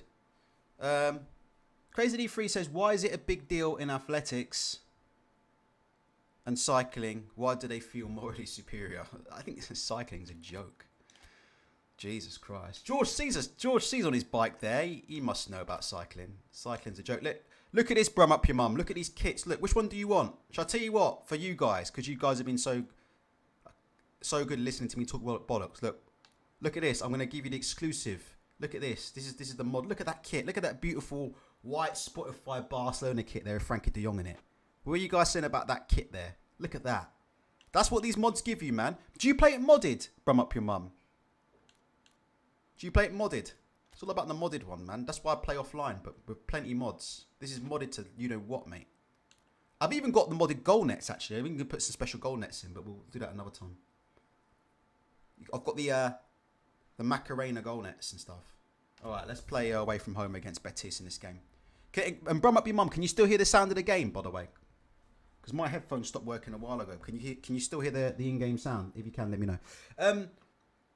Let's have a look. George C says, less money in athletics. Yeah, because Riku brought up Dwayne Chambers, right? And I talked to Dwayne Chambers a little bit, quickly. The way he was treated was absolutely disgraceful. Do you remember how we reacted in this country when we found out that Dwayne Chambers was doing something that pretty much, you know, all the other athletes were doing? Do you know what I mean? Do you know what? It's disgusting how Dwayne Chambers was cheap. How Dwayne... Athletics is filthy. Can I ask you a question? Is there anybody here... Seriously now. Is there anybody here who believes that these guys that are running the 100 metres, do you really believe that they just eat bread and water? Hand on heart. Do you guys really... Because I'm not going to name names, but some of these people think these guys... If you look at the number of people that have run the 100 metres, right? Like, literally, most of the world record times have been run by somebody who's either been implicated or failed a dope test. Or they've been implicated in some kind of drug scandal. I mean, it's just ridiculous that people would think that these guys are fucking clean. Like, but, you know, people are quite, you know, naive, don't you? Do you not think, can I change the subject, right? What do you think about in life? Do you not think people are, I know this is stupid, but do you not think most people are kind of sheep in it? Like, do you not think, like, what percentage of the everyday man would you say is a sheep? I don't want to get too political here, but what do you think the average man, what percentage, let me give you an example, right? And I could be wrong on this, right? He's got to be offside. Wow, what a save. I should have been 2-0, I would have been 1-0 down there straight away, brum up your mum. Look. PK came out too far there, lost his man, he was just on. Oh my gosh. Would you guys, what, in general, let me give you an example. What I was going to say is this cost of living crisis, right? Cost of living crisis. We've got people saying that the cost of living is too high at the minute, and they're blaming energy bills. George C might be able to let me know, right? As far as I'm aware, right, the cost of living crisis is high because of the war in Ukraine. Well, that's one of the major reasons behind it, right? And that the cost is going up. The cost of gas is going up for the people, for the companies who buy gas, because you have gas providers, people like British Gas, right? They don't dig for it or anything, or they don't, you know, they're not like, you know, getting it out of the ground or what. British Gas are wholesale purchasers, yeah, of gas, right? And because it's become more expensive for them to purchase it, because of supply and demand, long story short, right?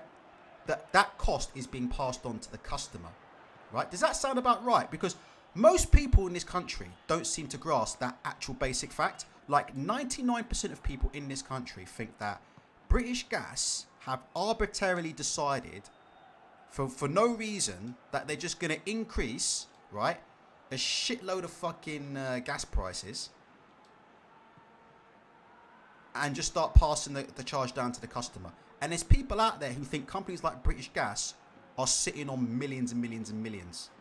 And you're seeing some very, very dodgy headlines. So people are saying Centrica, who are the company that owns British Gas, have recorded record profits. The reason why Centrica have recorded record profits, right, is not just because they own British Gas, but because Centrica own the companies that are charging British Gas for the gas, if that makes sense. So they own the people, they own companies, and they own companies that are literally getting this damn stuff out of the ground and who are then, you know, charging British Gas money to purchase that wholesale, if that makes sense. So that's why when you hear stuff like Centrica, who own British Gas, have made record profits, that's not because they own British Gas, but that's because they own the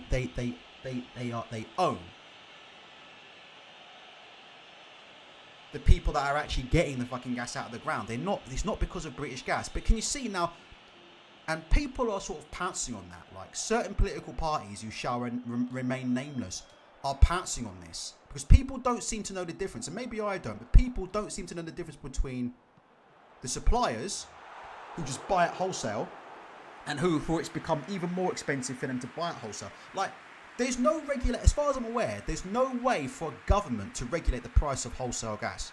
Like, people actually think, like, if they vote Keir Starmer in, right? They think, like, gas is just going to be less expensive if we vote Keir. They literally think, like, here's an example. We need to nationalise the fucking British Gas and we need to nationalise our domestic gas suppliers. Well, from what I've heard, and I could be completely wrong, people say, what the fuck is that going to do? Because nationalising isn't going to change the price of wholesale gas on the fucking market. You can nationalise British Gas or nationalise as much as you want. They're still going to have to pay the increased price for gas right now. So that cost has to be passed on to somebody. But see, the thing is, the point I'm trying to get at is, right? Most people, in my opinion, right? They don't do...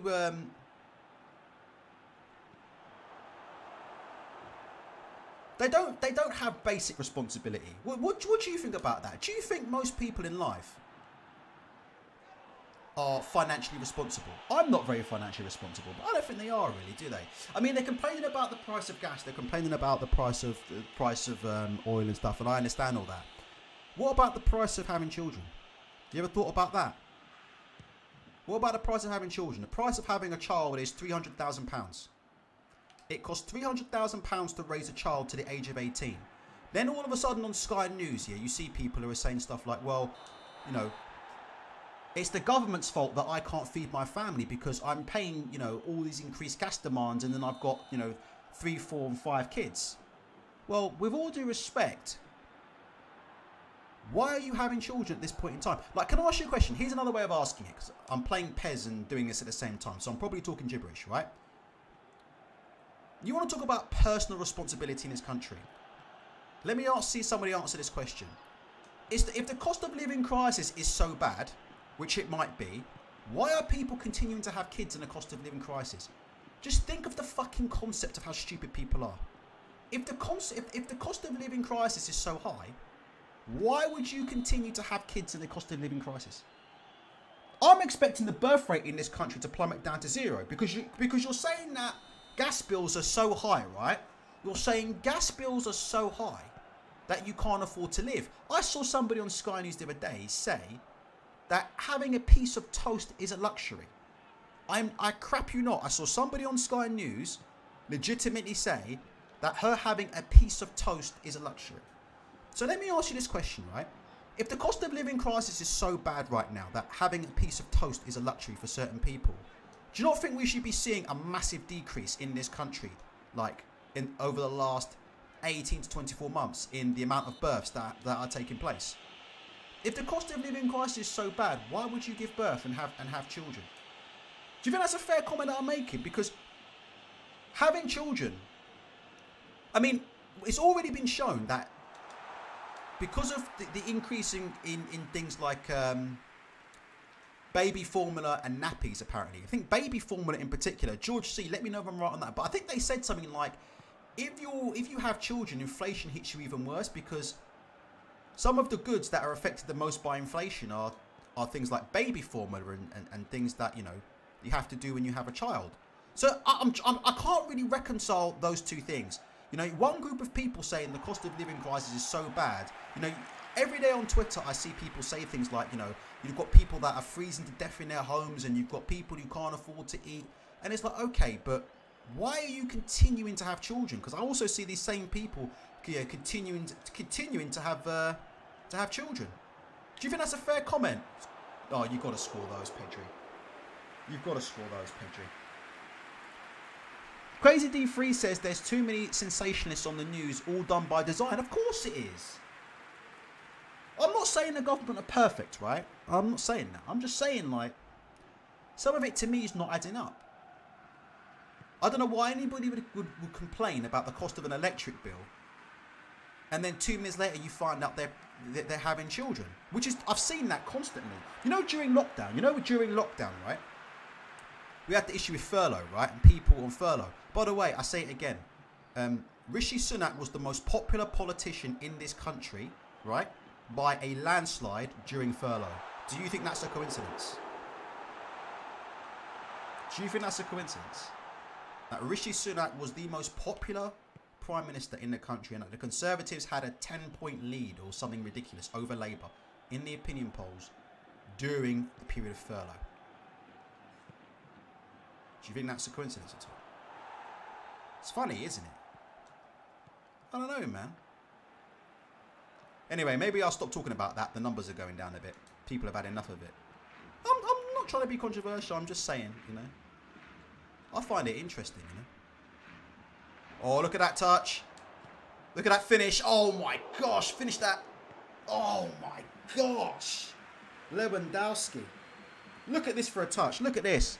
Peels off his man. Chest. Turn. Oh. Oh. George C says everyone had their own personal inflation rate based on their spending patterns, lower incomes, young families will genuinely have it worse. Look, let me go away from the whole politics thing, right? Let me go away from the whole politics thing. Fuck it. Oh, let me get away from this. What are your guys' opinions on having children? Gee, I think it's too expensive. I'm going to tell you, I don't know if I've told you, I'm not planning on having any. Chevin, are you planning on having any? Have you still? Oh my gosh. What about you guys in the chat? Are you planning on having some? I just think, I could be wrong, right? I don't earn any money, right? I'm a very, very poorly paid software developer because I don't have a lot of skill, right? Oh god. But I think there's nothing faster that will put you into poverty than having a child. Genuinely, like, if I had a child, I don't know how I'd be able to live. Do you know what I mean? What do you guys think about that? I don't think there's anything that will put you in poverty quicker than having a child that you can't afford. I don't think there's anything on this planet that can do it. You know, I just think it's a recipe for financial disaster. Here's Frankie de Jong. Right. Snazzy says, Ultra, you need to watch Tyson Fury on True Geordie's channel. Absolutely hilarious. What happened? I'm not going to watch it, but what happened? What happened? I've heard that he was being grilled by True Geordie. You know True Geordie? I know for a fact he's watched my shows, by the way. I know that for a fact. True Geordie.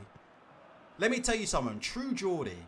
When you talk about how to handle a crisis, True Geordie is brilliant at handling it. Them messages that they found of True Geordie, that should have been the end of his career. If you ever see those messages that they found True Geordie sending, that would have ended the career of 99% of people, would never have been able to show their face ever again, let alone be on YouTube. If you ever want to know how to handle a crisis, Conor Benn needs to handle True Geordie, because True Geordie handled that admirably. You know, because I thought there's no way this guy can ever show his face again. What a legend. They're saying that True Geordie called him out and Fury looked bad in it. But you know what, yeah? Like I said before, What did he call him out about? The charity thing, do you think? The thing about the charity thing with Tyson Fury is this, right? People say, Ultra, you give Tyson Fury a pass. The reason I give Tyson Fury a pass a little bit, because he's bipolar. But then people say, Ultra, he made up his mental illness story just to get away from the drug cheating allegations.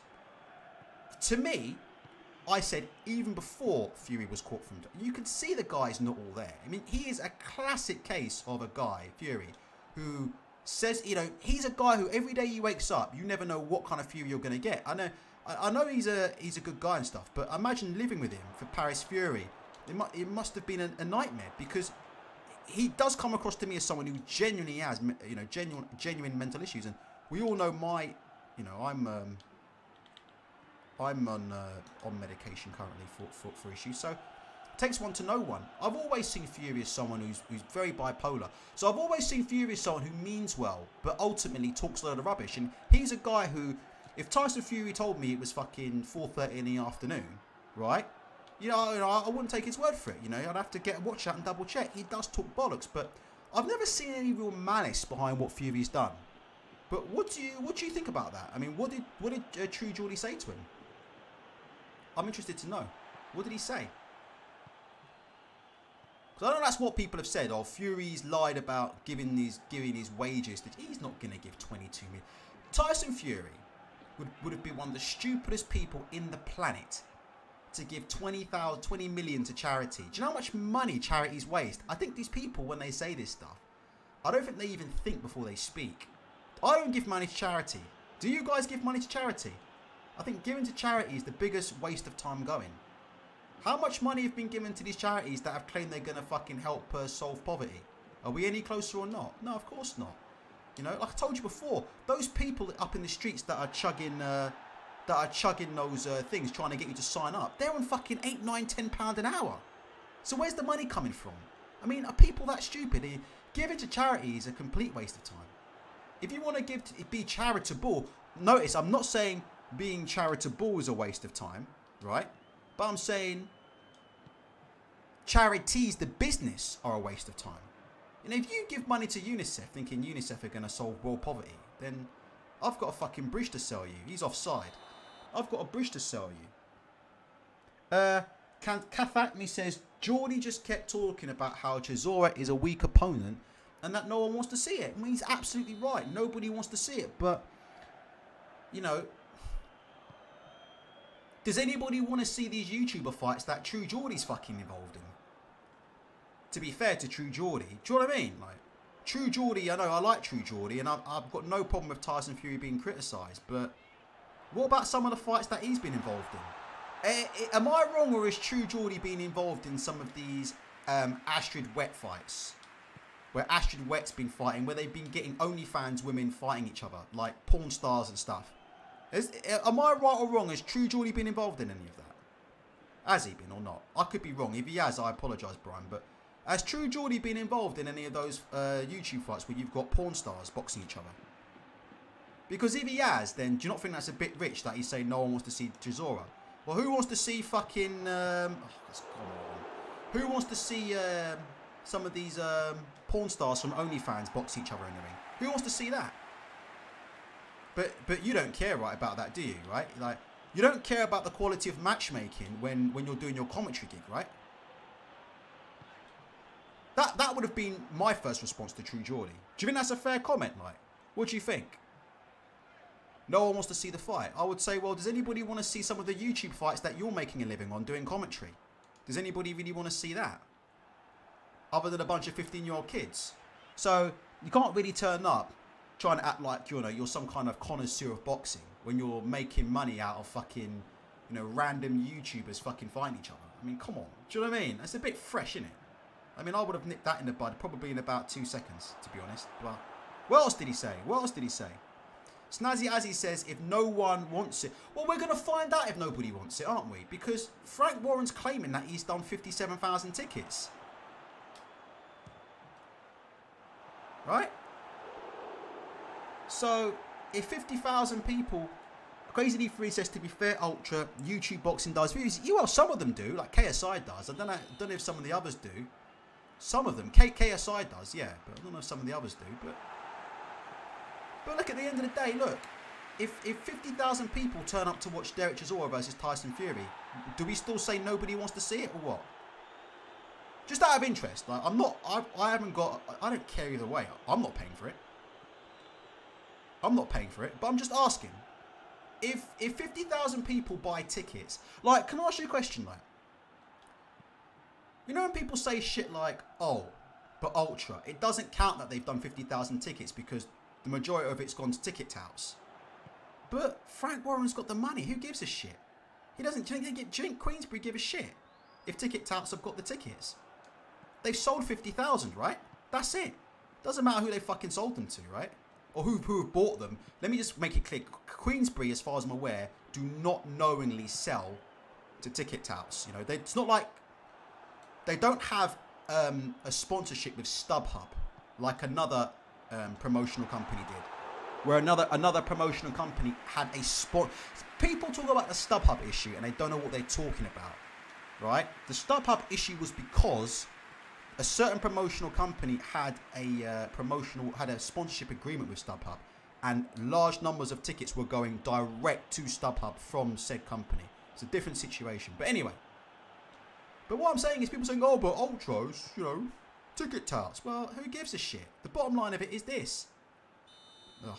Have they sold 50,000 tickets? If they have sold to 50,000 tickets, can we then turn around and say, well, no one wants to see it or not? What do you think about that? Just be honest. If you think I'm full of shit, let me know. So, like I said, I'm just saying, I just think we need to be a bit careful with nobody wants to see it. Is it garbage? Absolutely. But, you know, casual fans. You know? Oh, does Tyson Fury have a market? Finish that, Lower. Oh. Does Tyson Fury have a market for has Tyson Fury crossed over into the market whereby, you know, casual fans are willing to see these type of fights?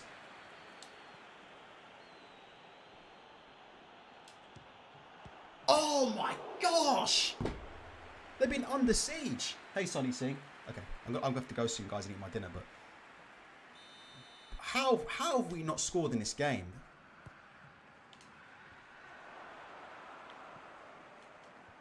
Last minute, Sergi. Ansu.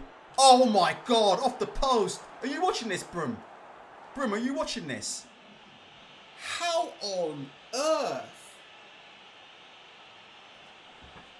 How on earth have I not scored in this game? You have got to be fucking kidding me, man. 1 minute of time added on. These referees are on the payroll. I've got one more chance here. Oh, that was the chance. Hold on. Oh, fucking hell. Yes, Sonny. Tell me about the True Geordie. So what else in the True Geordie thing came up? Let's have a quick look on Twitter and then we'll go. Yeah. I think that was disgusting. I think the computer robbed me in that match. But let's have a quick look at this and then we'll go. I can't believe I didn't score in that game. That was ridiculous. Right, let's get this up and then we'll call it a night. Right, let's have a look at this latest. Right, let's have a look at what people are saying about the True Geordie thing. Hold on. Oh, make it clear. I've got no problem with True Geordie. I like True Geordie. He's a good dude. So I've got no problem with him criticising Tyson Fury at all. I'm just saying. Right, what have we got here? Here we go. Tyson Fury hurling insults at YouTuber True Geordie following an intense interview which he was grilled about the Derek Chisora fight. Oh my god, do you reckon we can play this? Just give me a sec. Hold on. Right, can you hear this? Press 1 if you can hear this.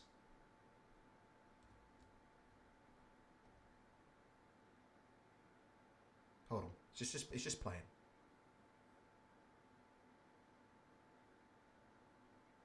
Come on.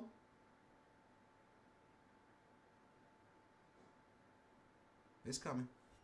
Oh. Cheers, I mate. think you're a tosser, you little toss top. And I won't be doing any more interviews with you little toss top bearded. No worries, mate. bald-headed Thanks tosser. very much. Kiss my balls, you little one. You little shit house. Have you worked out how to close this phone? Are you all right? Got him there. At the bottom. Well, that went well. You ever been cussed out by the heavyweight champion of the world? Probably not. Very glad I did this one on video, Paul, because that could have been a painful end to my life. Nah, that's a terrible look for Fury. What do you guys think about that? That is a terrible look for Fury, isn't it? You just don't need to conduct yourself like that, you know? What did he say? Did Brian actually say anything that wanted that response? He just looks like a muppet. He's not doing himself any favours. Like, if you think about the criticism that he went through when he failed his drug test and he had the BBC knocking on his door, you telling me that you can handle? You telling me that you can handle the BBC knocking on your door and putting you through hell and all the slurs and things that were said about you, but you can't handle an interview with the true Geordie about Derek Chisora? What's the problem? He asked about Usyk. Okay, maybe we have to have a look and watch about it. I mean, it's just, come on. You don't need to behave like that. Just say, look, mate, look, there was no, it's a simple answer. There aren't any more available opponents. This was the opponent that I had to fight. You know, I need to get out urgently.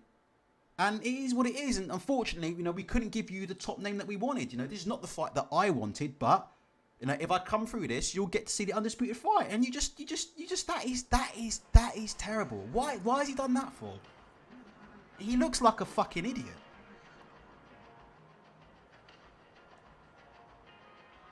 You know, hey, bum up your mum. I can't repeat that, but yeah, exactly. I think that's a terrible, terrible look.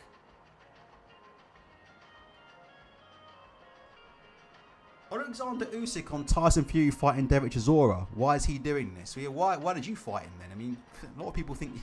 Anyway, this is...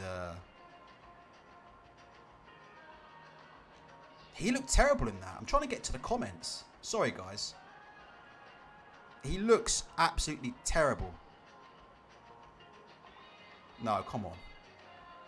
Oh, gosh, people are supporting... What the fuck? Hold on. Oh dear, look, True Geordie. I mean, if I was going to slag off True Geordie, put it this way, there's ample material. If I was going to really go at True Geordie, there's ample material. But, you know, it's terrible, isn't it? That, you know, bit of pressure in an interview and you can't handle it, you know? Oh, you want me to stop the Pez music? That's fine. 1 second. Sorry, 1 second. Let me can this stuff. There we go. You shouldn't be able to hear it now. Is that okay? Shouldn't be able to hear any Pez music. Actually, let me just can Pez. Give me a sec. I've already fucked up anyway. There you go. Pez is done. Look at this. This is funny. Shaving your beard so you can call someone a bearded tosspot.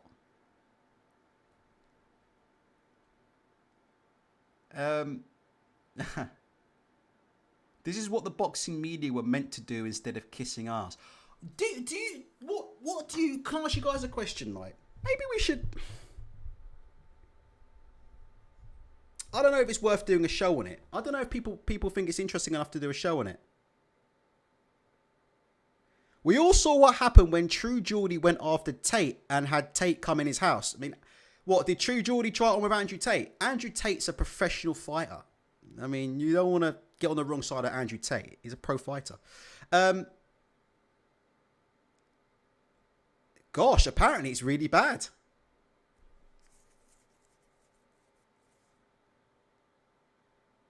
Jesus, let me have a look at this quickly. Do you mind? I'm not going to watch the interview. I just want to quickly see it. Here we go.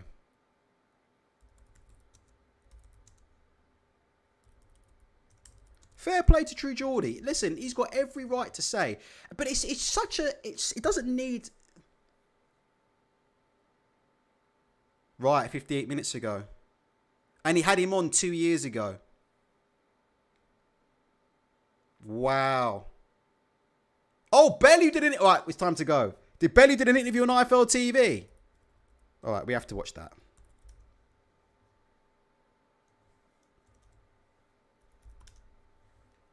Oh my gosh.